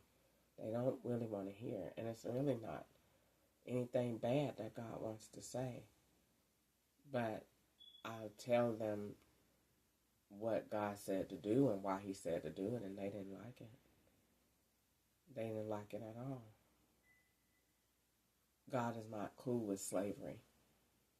And if you got anything like it, he's not cool with it. So, that's the first thing. God said. And then I told them some other stuff, and they didn't like it. They like it, but they didn't like it. They wanted to wish it came from them. And so they started trying to call me a witch and evil, because they would say, shut up, we're watching, but I don't need you to watch. I need me a freaking check for like some millions. And then they told me they were going to do it at Loma Linda. Wells Fargo came to Loma Linda with their card. I'm talking about a real physical, see it, Wells Fargo card was at Loma Linda. They came. And they said on the back of the card, how much?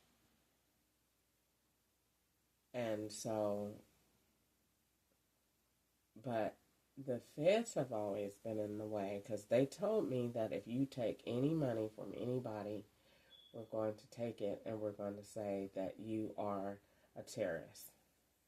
So I didn't want to take any money, and I didn't know how to take any money, because at the same time, everybody is still talking to me under cover talk. This is not, yeah, you can say that you went and seen a card, and that does count. You can take a picture of it, but they're just going to say that it was just a card that somebody dropped. And how much on the back, they're just going to downplay it. They're not going to make that relate to this, even though they know that it is. So Wells Fargo came and they asked how much, and they asked me, the man in Loma Linda said that he was paying me, and I said, I want $630 million or something like that. I said, no, I said, I was just playing, and I said, I want $1 billion, and the feds chimed in and said, you need more than that. And so the man got mad at me after, in November of 2023, he got mad at me, and he told me that he got mad at me on the phone. He said he got mad at me because I defended R. Kelly. And so I told him back, I did not defend R. Kelly. I defended the circumstances around the issue, meaning the girls are 16 and are old enough to leave home and don't come back, but are not old enough to have sex. I defended that none of the girls said that they physically raped them. I defended the fact that he was allowed to do it for so long and was known to not treat these women well, and that they wanted to get pissed on, but they got pissed on. And that's what I defended. And I defended that regardless of what he did, he should not have been in an operation. The operation came from something that he did not do. And this is why he's in jail. It's not for the girls that they said he did. That's what he got. Because he didn't do something that he was supposed to do. And so that's what it was. And so this guy got mad at that. And so the offer was taken off the table. And so, because he had said, I'm going to help you and I'm going to be there. And whoever he was, he had stupid money. And that's when I started to see, like, all of this money showing up at Loma Linda. And then my statement that I made, and it really wasn't to defend him. It was to defend what I saw around it, that regardless of what his sexual preferences were, and I'm not defending them. I'm saying you still cannot condone an operation where you're making false evidence. This is what I'm saying. The girls were not raped. They wanted to go. And he pissed on them, literally. And now they made a story. And the guy didn't like that, I guess. Probably because I'm associated with being Robert, especially at the Webster house. So this is why they came up with this, that they saw brilliance. They saw all of the stuff that I was doing, but with white people, and rich white people at that, their political values weigh heavily on their personal choices. And black people in our culture, we're not that way. If we like you, we like you, and we don't care who you vote for or who you think is innocent or free. White people are the complete opposite. You have to like, in order for them to like you, they have to know who your presidential choice is and what are your healthcare values, and okay, she's a good person. All of that makes you a good person to them. Whereas black, you good to us if you just loyal and faithful and you like to laugh and you stay in your house and chill. White people are not like that, especially not when you're rich. They're on a whole different level of choosing their friends. They gotta go to the same political parties, and they gotta, play at the same golf course and network with the same people, and you gotta like this one and voted for this one, and got stocks over here, and so do I, and we go and vacation together, and they gotta do all that before you can be cool. And I really didn't care about all that, because what I had to say only had something to do with the purpose that I was trying to defend, that you can't set up these operations to take people down in mass forms just because something went wrong in these high profile society groups. And so I don't know, but that's where the offer came in. And then after that, I don't know, the guy, he didn't say nothing else after that, whether he was there or not. I don't know. Quite sure they never go away once they, because everybody is interested in how this is really going to end. Like, they know that they say they're going to kill me every day, but is this girl really going to die? Or is God really going to defend her? Because they see God. I know that. They said that the other day. They said that on TV the other day, literally, that they see God. So they see God, but I need them to see a check. I don't care about you seeing God. Great. I wanted that. Now see a check and send it, and a disclosure. And all of this can be done with. I don't know why this is still going. I mean, I know why, because I'm in the state of Georgia, and the state of Georgia feels like, why do we pay for stuff that we can just gas her and make her retarded and put her in a nursing home? Who's going to debate us? That's Georgia. And you can't, only God can fix people like that. Georgia's not wrapped too tight. And every time I hear them say, go to Tennessee, go to this state, I say, Lord, they are still trying to send me to another place. They just want me to keep moving around. And you go to Tennessee, you're really not in Tennessee. You're in Oregon. You go to Oregon, you're really not in Oregon. Oregon is Maine. You go to Maine, you're really not in Maine. Maine is Colorado. And you just keep moving around so they can play these games. Because every address is something else. 1517 Bethesda is 1517 Bethesda in Texas. It's 1517 in Louisiana. It's 15-17 in Alabama. You just play games with them, and they make these roads look just alike. So that when you get in court and they say, you were here on April 2021. No, I was not. I was out in being homeless out there by Sandy Plains Road. I have no money. And in May, Pam Dar called and gave me the check somewhere in the April. Ketchup is the one that got me that. Bless his heart. Ketchup is the one, because I told Ketchup.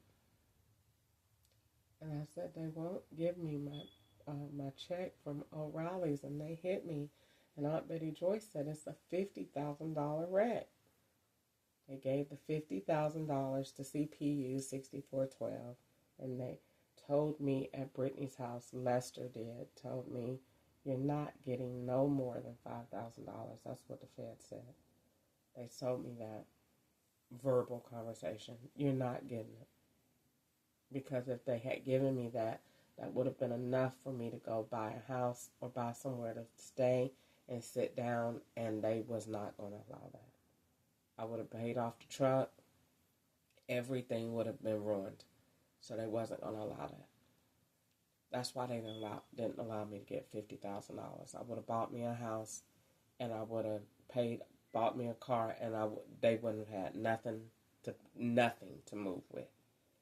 So they said no. Absolutely not. You're not getting that much money. And then the lady was going to give me a loan on the accident. They had me go through all of the talking about it.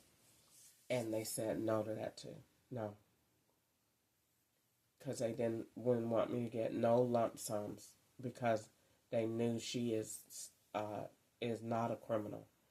And she will go and get herself somewhere to stay and block herself off, and we can't allow that. So they said no. They didn't allow me to get it. They said $5,000. And I said I was going to sue them, and they didn't want me to go to Missouri, where they weren't all the way set up on that level. So they said no to that too. So I told Ketchup, and Ketchup got them to give me the check. And I told Ketchup, I said, they won't let me get my money from O'Reilly's either. They said no.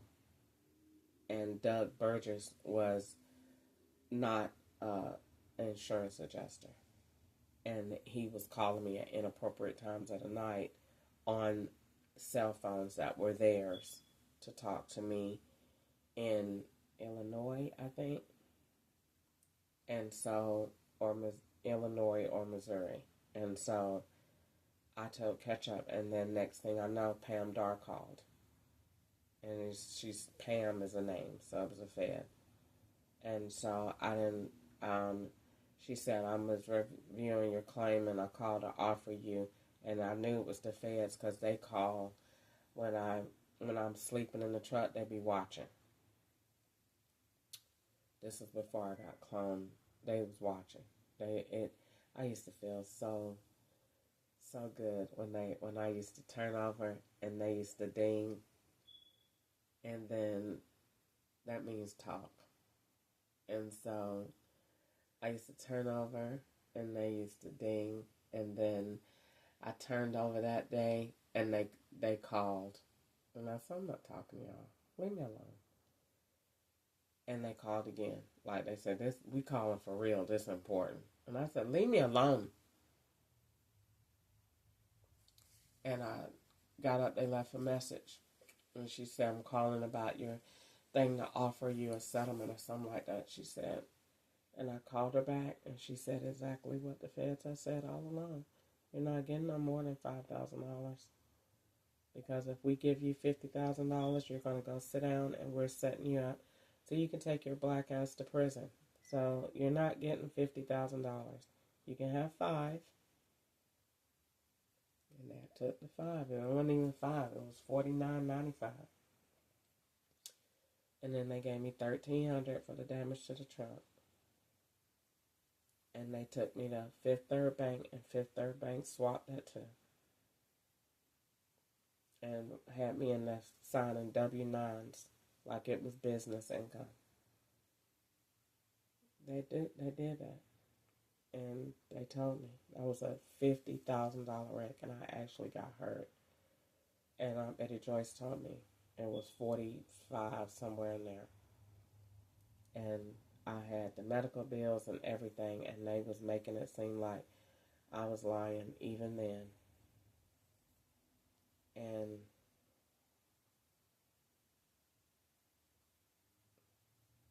they just did what they wanted to do. And I just feel like in a place like this, there's so many people that have done so much wrong. What are the odds that the law is really working for you? Why stay here in a place that is really not helping?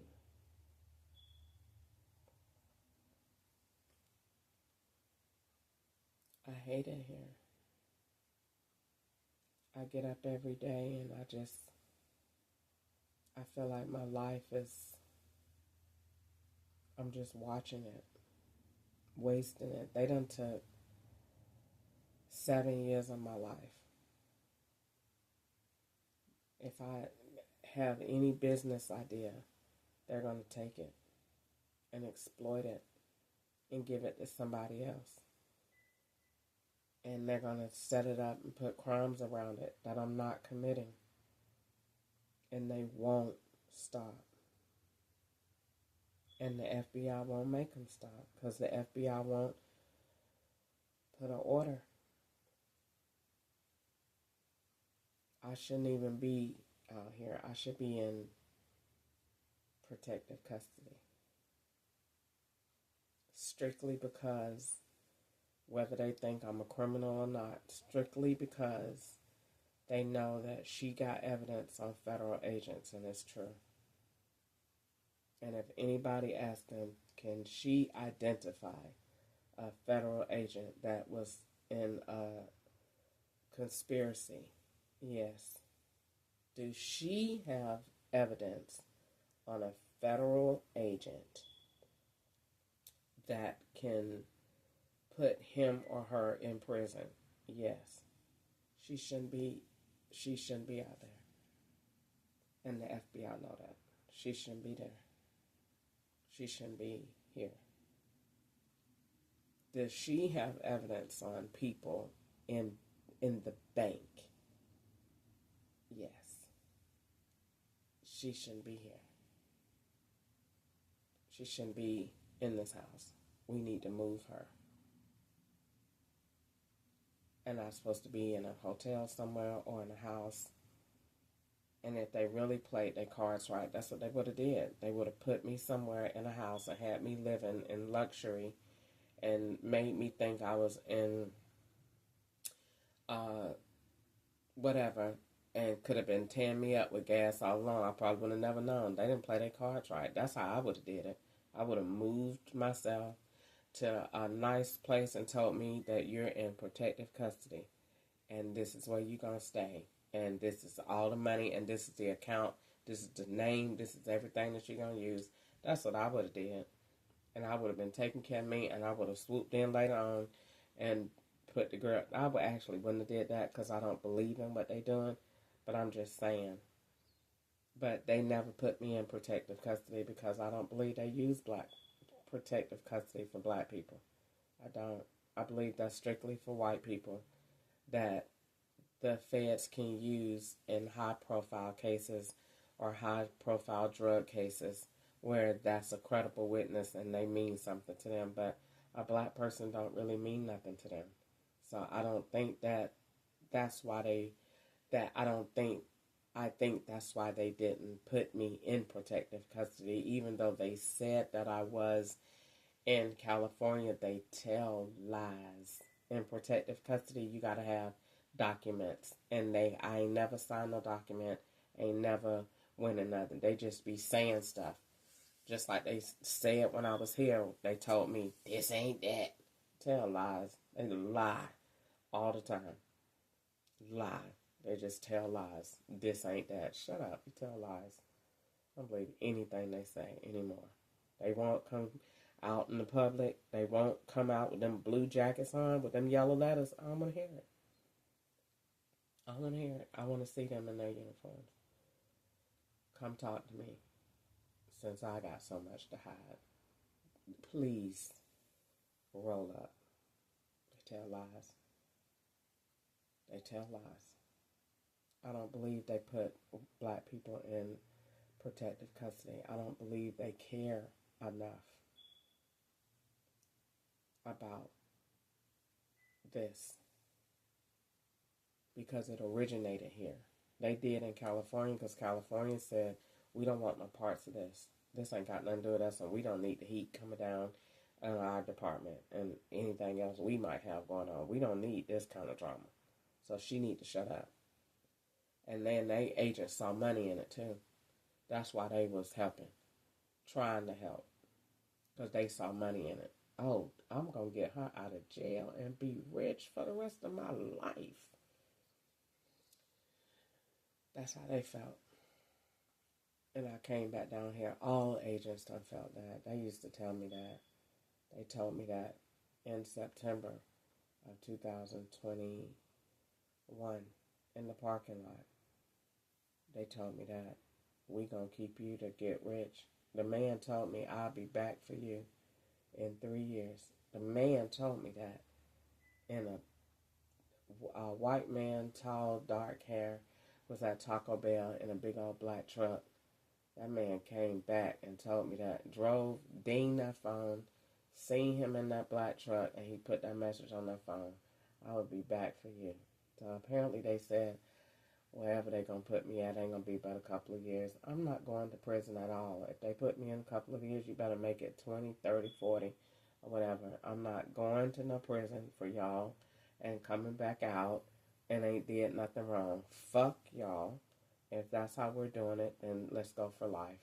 I'm not going in prison for nothing I did not do for no 2 and 3 years and come back out here and play with y'all retarded, dumb, white people. Again, the answer is no.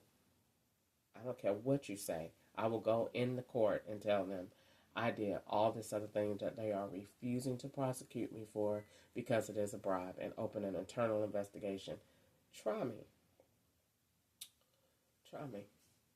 I'll be just like that boy in Augusta that said, no, I had way more drugs than that. I had way more drugs than that. Yeah, try me. Like, I'm finna go in there 2 years and come back out here and play with y'all and be on probation and play with y'all retarded asses again? No, I don't think so. We're done with this. If y'all come and put them handcuffs on me, we're done with this. We're done. Ain't no coming out. We ain't doing none of that. We ain't doing none of that. Go ahead and let's put the L on it and let's make it work. And I know all the information to say to get it there. Yes, that's what we're doing. We're not going to do this y'all way. We're not going to do this. So you go to jail. But we just put in there for 2 years. And no, fuck that. Ain't nobody going to prison, period. I ain't did nothing wrong. And that's what that man said. I'm going to come back out and get you. You ain't coming to get shit, because I ain't finna go to prison. If I go, they better keep me in there. I'm not coming back out here and be with these retarded ass white people and again and do this junk all over again and get back at hello and hear the report. Man, fuck that. Ain't nobody finna do that dumb shit over again. Retarded ass, stinking ass, slave ass, bitch ass state. Ain't nobody finna do that shit no more. I done got pissed off about that junk. Sitting with these retarded honkies and then fucking white uniforms sitting up in the fucking courtroom with all white people up in there that's knowing good well they ain't even in the position they supposed to be in. And you just going up there and just supposed to just sit up there and I'm not guilty, but I'm guilty because they said, man, fuck that. Ain't nobody doing that shit. Gonna put me in prison for nothing I didn't do. If you do, then I'm going for real. I'm not going for play and come back out here so they can give you more money to come and set you back up again. These people are nuts. and blame everything on everybody else. FBI done blame this on everybody else. Point of the matter, I got one question for you, sir. Do you have jurisdiction in this case or no? That's what I thought. No further questions, Your Honor. Did the FBI ever call you back? No. Do you have any proof that you wrote the Federal Bureau of Investigation? Yes, I do. How many times have you wrote the Federal Bureau of Investigation? Hundreds. They have never responded? No. No further questions, Your Honor. They want to sit here and blame this is the Shay doing it. This is the group doing this. This is the thugs doing this. This is the law. Shut up. Shut up. Let's sit up there and blame everybody else and be actually sending these people into the stove doing all that retarded drink. We're all black when you go, because we got all black to say that this is this person. So when you go around her, say, put on all black. They actually dressing them now. Child, get out of here. Shut up. I'm so tired of them. They just keep covering and covering and covering. When they won't just tell the truth. Were you not at the bank arranging card numbers to set this girl up for money laundering? Was that not the initial case or not? Because I got all the evidence to say that it was. Gave my husband the card number, gave me the account number, send him out of town, send me to the address where he at with the same thing and swapped him. And you used him because made him my husband so that he could shop legally. Is that not what you did? Yes or no? Everybody looking. It's all out there. Let's just tell the truth. Is that what you did? Yes or no? And you gave him a deal because you told him if he didn't do it, you was going to put his ass in prison along with me. Is that not what you did? Yes, you did. Because you went and told him in 2018 at his job at DuPont. I hear everything. I know what you told him. Come back home telling lies. Tell lies. They told that man, if you don't do it, we're going to put you in prison right along with her because we already know that you was working for the IRS when you married her. So you was wrong anyway. They put him in a catch-22. He ain't had no other choice but to get out there and shop. You better go shop. You better shop with a smile. And you say anything about it, that's a wrap for you. And that's why he did what he did. That's the truth. They don't want to tell the truth. That's the truth. That's the truth. And they told me they cloned him too. That's the truth. That's the truth. When I reached out to the FBI in 2018 and made that report from Lexington, South Carolina, from that pink, rose gold pink laptop, they came. Same day. They was already there. They was already there. They just came out. Man came in that burgundy Suburban. Right outside the house, and I followed him. And they came out. And when we moved to Portland, that's why Portland, Tennessee ain't never on my credit report and Ketchup's either, because it was listed as Texas. And they had Ketchup's mom and daddy living there. And then later moved a young boy and a girl in there. People is retarded. And when I lived there in Kentucky, when they moved to Tennessee, right across the street from the gambling place, they said Ketchup went to work, came home that day, never was the same again. Never. They took him that fast. He went to work. I love you. Came back. Monster. Never, never saw my real husband again. Never. July of 2020, 2018, July. Never saw my real husband again. They changed him. They cased him up and told him, we know you the IRS and you married her. And you got two options. You can go to prison for what you did, or you going to help us catch our wife. And he said,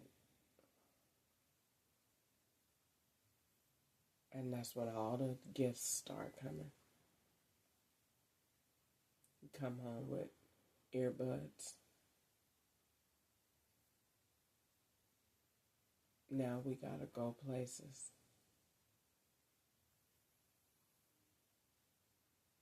Now it's done changed. He's nasty. He can't stand me.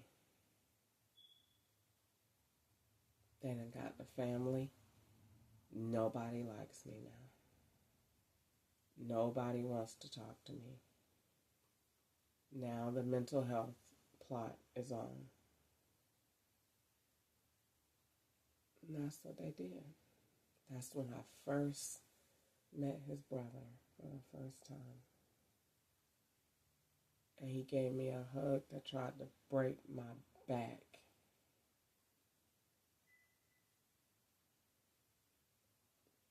And it was a federal agent. It wasn't a hug. He was trying to squeeze the life out of my kidneys. And that's exactly what their plan was. It wasn't his brother. And that's what they did. They took ketchup from me. Yes, he was probably already going to go anyway. But if he ever really loved me, I don't know. I know he treated me a lot better when he was with the IRS than he did when he started working for the FBI, I tell you that. They turned him into a monster. He hated me.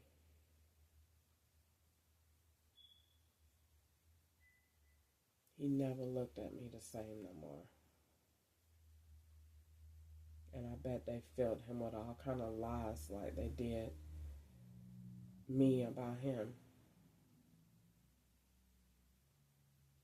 And they sent him that girl, Nakia Powell.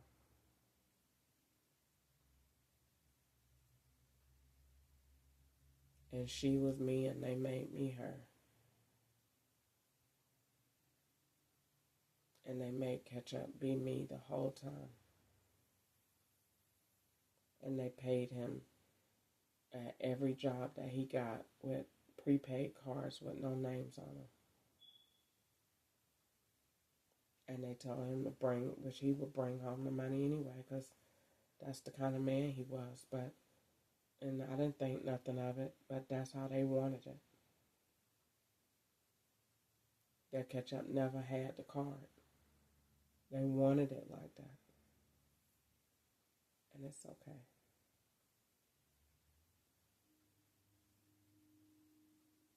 I loved him. I never cheated on him.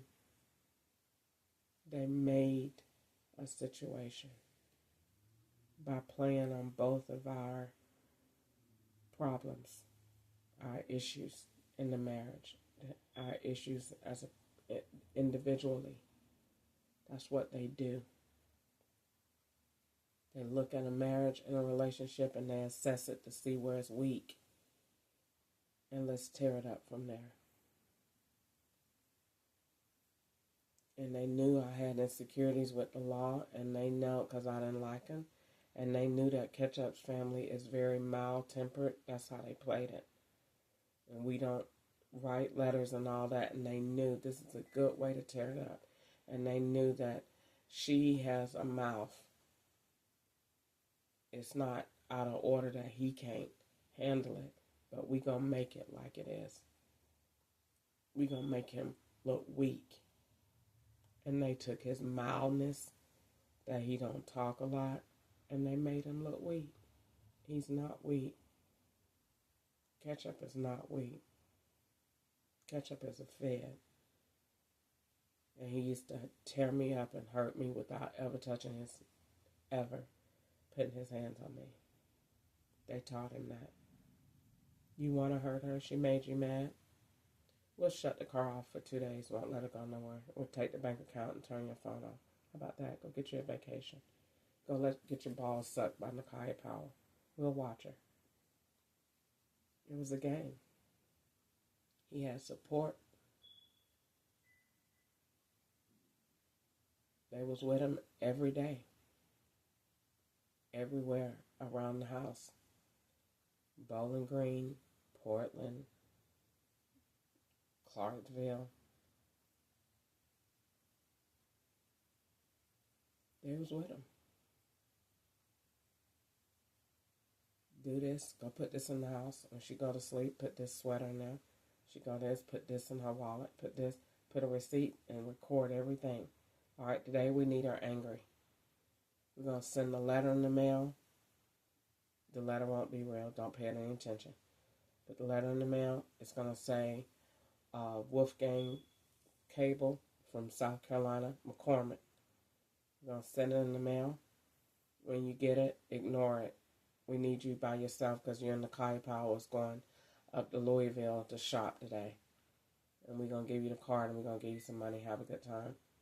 And we need you to hop out. Crystal's going to get mad because she got the letter. We need you to get her mad. And then we need you to hop out the truck and leave it. And I want you to go.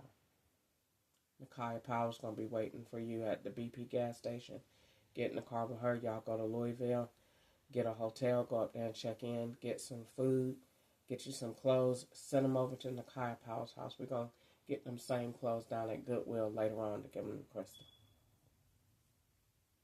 That's what they did. That's what they did. They tore my marriage up and made it look like it was me. Like he didn't want me no more. He had no choice. Go to prison because he was the IRS. The IRS sent him in 2012. Because the IRS wanted me for 2004. And so they sent him. That's why he was all income. And the FBI took him and made him everything else. And they want to act like it's not them. Yes, it was. Yes, it was. I don't care what they say. Yes, it was. It was both. It was a collaboration. And the FBI took over in 2018 because the IRS had messed it up. I had too much dirt on them for them to be able to get a conviction. So the FBI took it to save it. So they could get both of these niggas out the way. So they took over. And they done forgot that they actually told me that in California. They talk too much. We both talk too much because they done forgot. They actually said that. When I was in the Sonesta Hotel, we're all bureau. Ain't no other agency in. He told me they had put them all out. He had told them all they couldn't be in it anymore. Even the alliance. That's what he told me. So they tell lies. He tells lies. He told me it was all bureau. Because he said he wanted to make sure that he knew who was talking. So they all had numbers, 1 through 9. Different kings for different things. And that's how it was. And so he put them all out. I said, one would say talk, one say not talk. One say talk, one... They got tired of me. Such and such said to do it. So he didn't want to hear that anymore. So he put everybody on mute and told me that it was all bureau. And you won't have to worry about nobody else because we're all Bureau. Lies.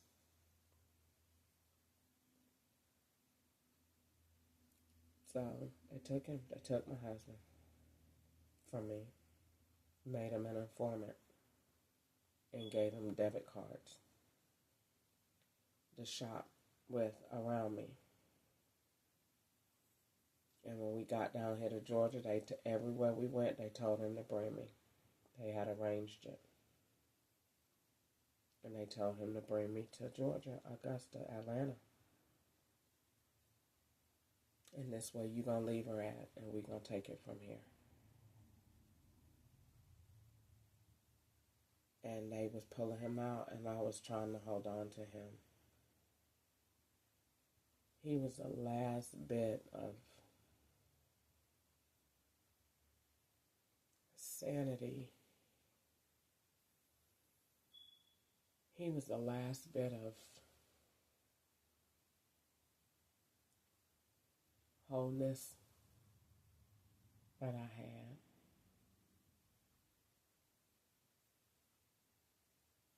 They had took everything that meant something to me.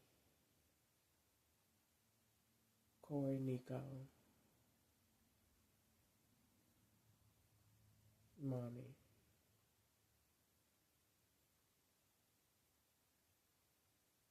So he was the last thing that I wanted. I loved him. And when I sing, I asked the Lord, please show me if I'm crazy or if this man is really an informant laying up in here.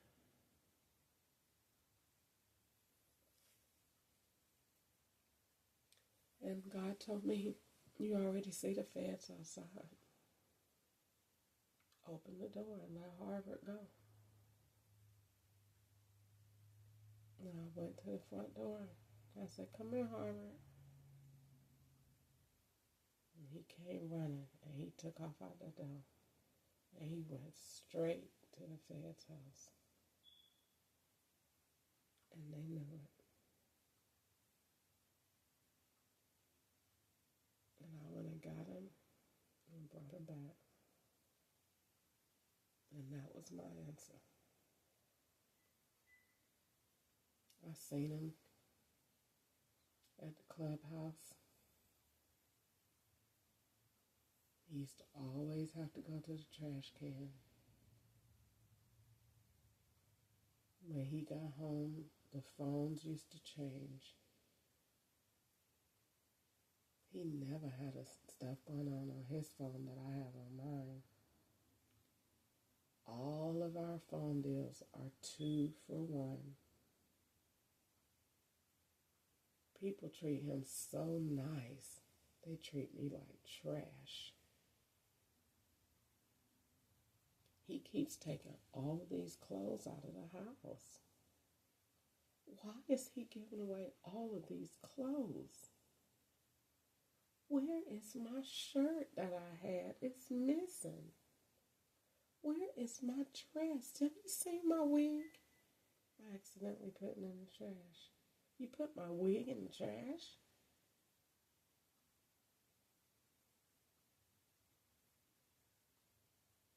Ketchup had my jeans in the room. I found a polo sweater that's a girl's in the drawer with $20.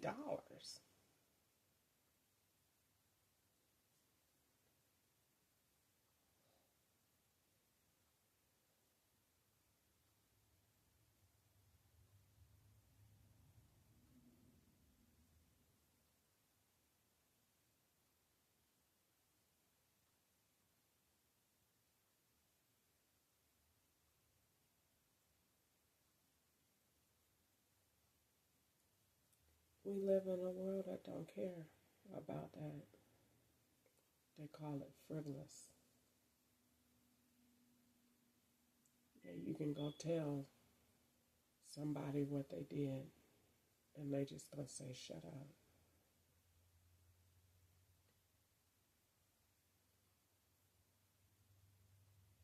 That's what they said. That's what their response was. Shut up.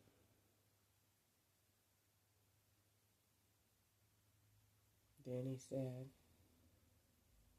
I'm going to give you what you want and let you go to prison and fight your way out.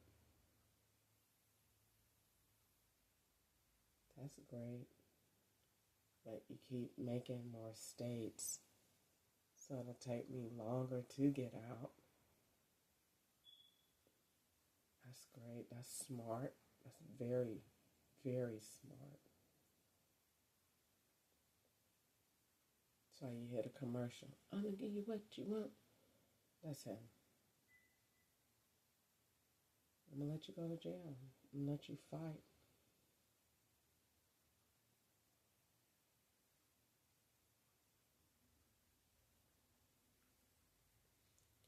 They took him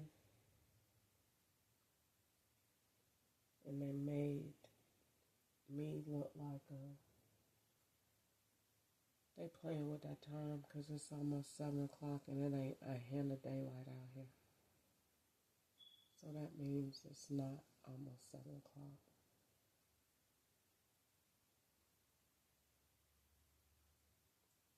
They took him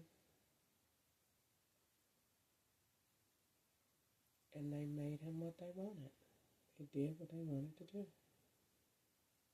Nothing I could do about that. I love to catch up with all of my heart.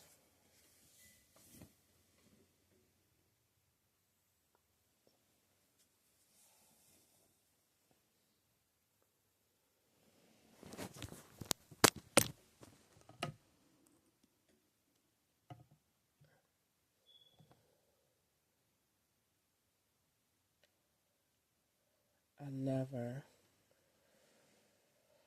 not wanted to be with him.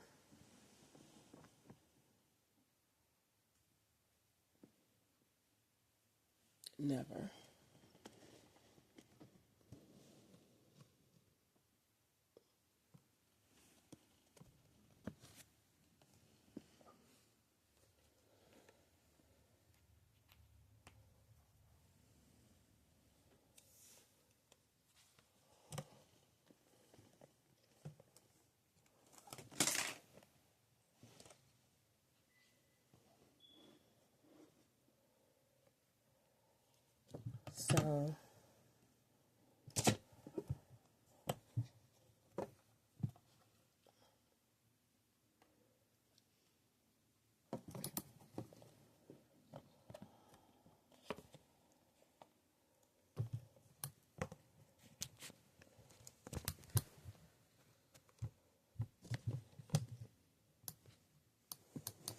So it's too big to hold this up.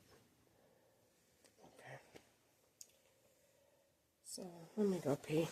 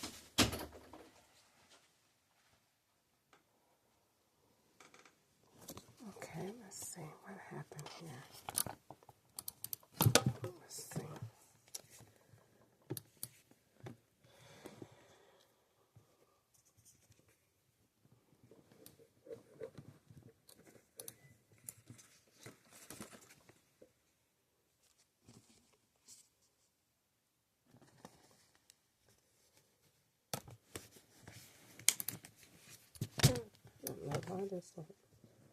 Hold up.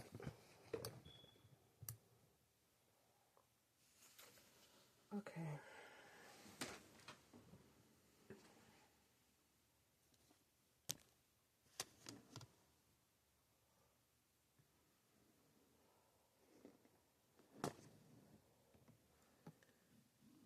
So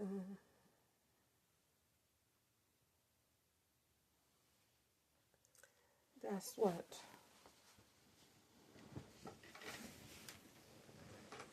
what happened. They took him from me. And they ended our marriage. He didn't have a choice. He was always with the law. And they wanted it to, us to break up. I get arrested. And I never find out. And it did not work. It went south bad. I found out. And they punished me for it. And they wanted me to have an interest in drugs all along. You know, they saw that in me somewhere. I don't know why. I've never been interested in that. But that's what they wanted to set up with my business. Drugs. That's what they wanted to introduce to me in 2004. It was drugs. They asked me in 2004. And I said, I don't know, I would think about it. But then the guy came back and said, you know, back then, when I needed the money, he was like, I'll give you $800 to go to Texas for me. And I said, okay, I needed the money. And I didn't go. And so that's how that got introduced. And I've never did any type of drugs, never transported no drugs nowhere, knowingly. But did I used to get my furniture sometimes, and I would smell strong senses of weed? Yep. But I have never been a drug trafficker or into drugs or doing anything like that. It's not something that I'm interested in or ever wanted to do. I don't. Anybody that know me would say it's not going to work. Even if they were to go in my past and ask Trap told me I could not come with him to sell weed because I would, and he would sell, I don't know if it was crack or coke, I never seen it. But he told me, you can't, I used to tell him, now you know those people have to go to work and you're going to be responsible for them not having a job and not getting up on time. And he told me, get out of here. You cannot come to the trap with me no more. And I couldn't come no more. Because he said I was telling the people, you have to go to work. You need to get some rest. And so he said I was messing up his money. So I wasn't the right type for that. Because even back then, even though I was doing wrong, I wasn't going to do wrong to hurt the community. I had sense enough to know, wait, if you're not going to work, then that's not going to work out. This is dumb. This drug is making you stay up all night and you don't want to go to work and you have a family. No, you can't do that. And so that's not what I want. That's not, he will tell the truth. That's not, I told her that ain't her, that's not something she into. I just never really thought that was a good thing to do, men selling drugs. That's dumb to me. It's weak. I don't care how much money you making. You stand up all night with the way they portray it in the black people community is just dumb. You stand up all night in a wife beater, and then you come back home. Then you get your doors kicked in, and you living in the projects. Man, get out of here. That ain't even something. That's stupid. But they always wanted me to be in drugs. Drugs and furniture. Money laundering. That was the plan. IRS had it for taxes, and the FBI took it and made money laundering.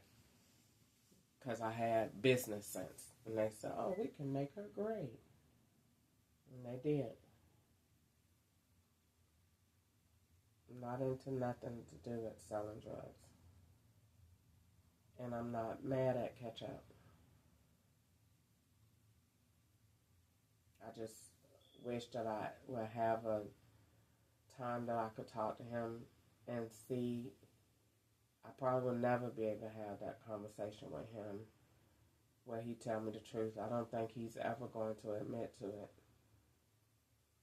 But it is the truth. Nakia Powell is the link to say what happened.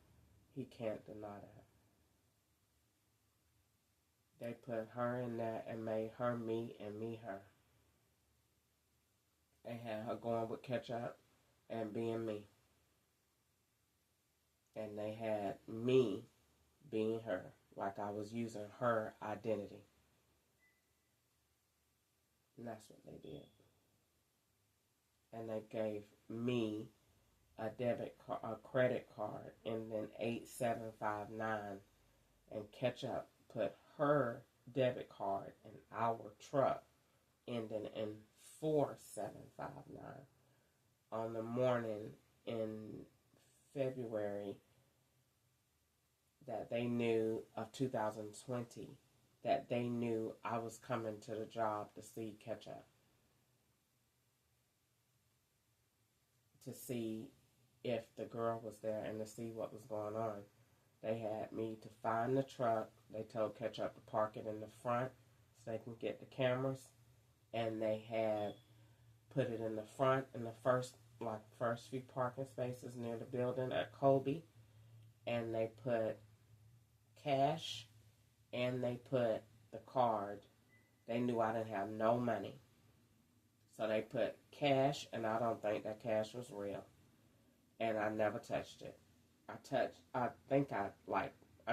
touch it. I didn't touch it at all. And they had her debit card, and they wanted to say, okay, she want money, let her come up here and get that cash. That's what we wanted to do. We're going to set her up. The Lord told me don't touch it. I never touched it. Then they took the ID. They had her debit card on top of it, and Ketchup had it in there. And I said, why did you have that?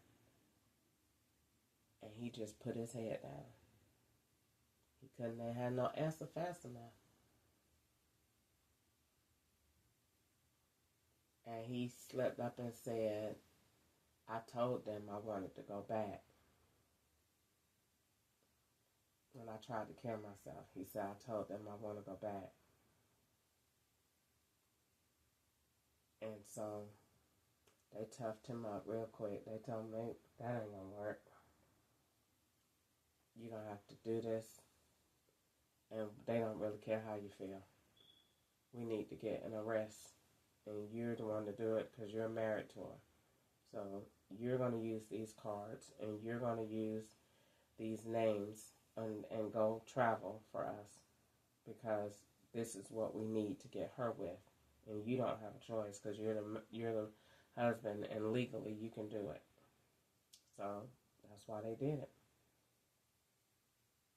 Because he could go out and be me and open up accounts for them and do everything that they wanted him to do. And they had plans all along. You're going to go crazy over all of the stuff that you lost, and then we'll swoop in and get you and act like you lost your mind. And if you don't play along with that, we'll just blow your freaking brains out.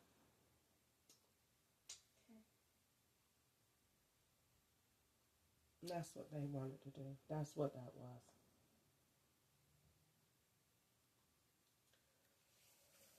All right, I gotta let my thing charge up.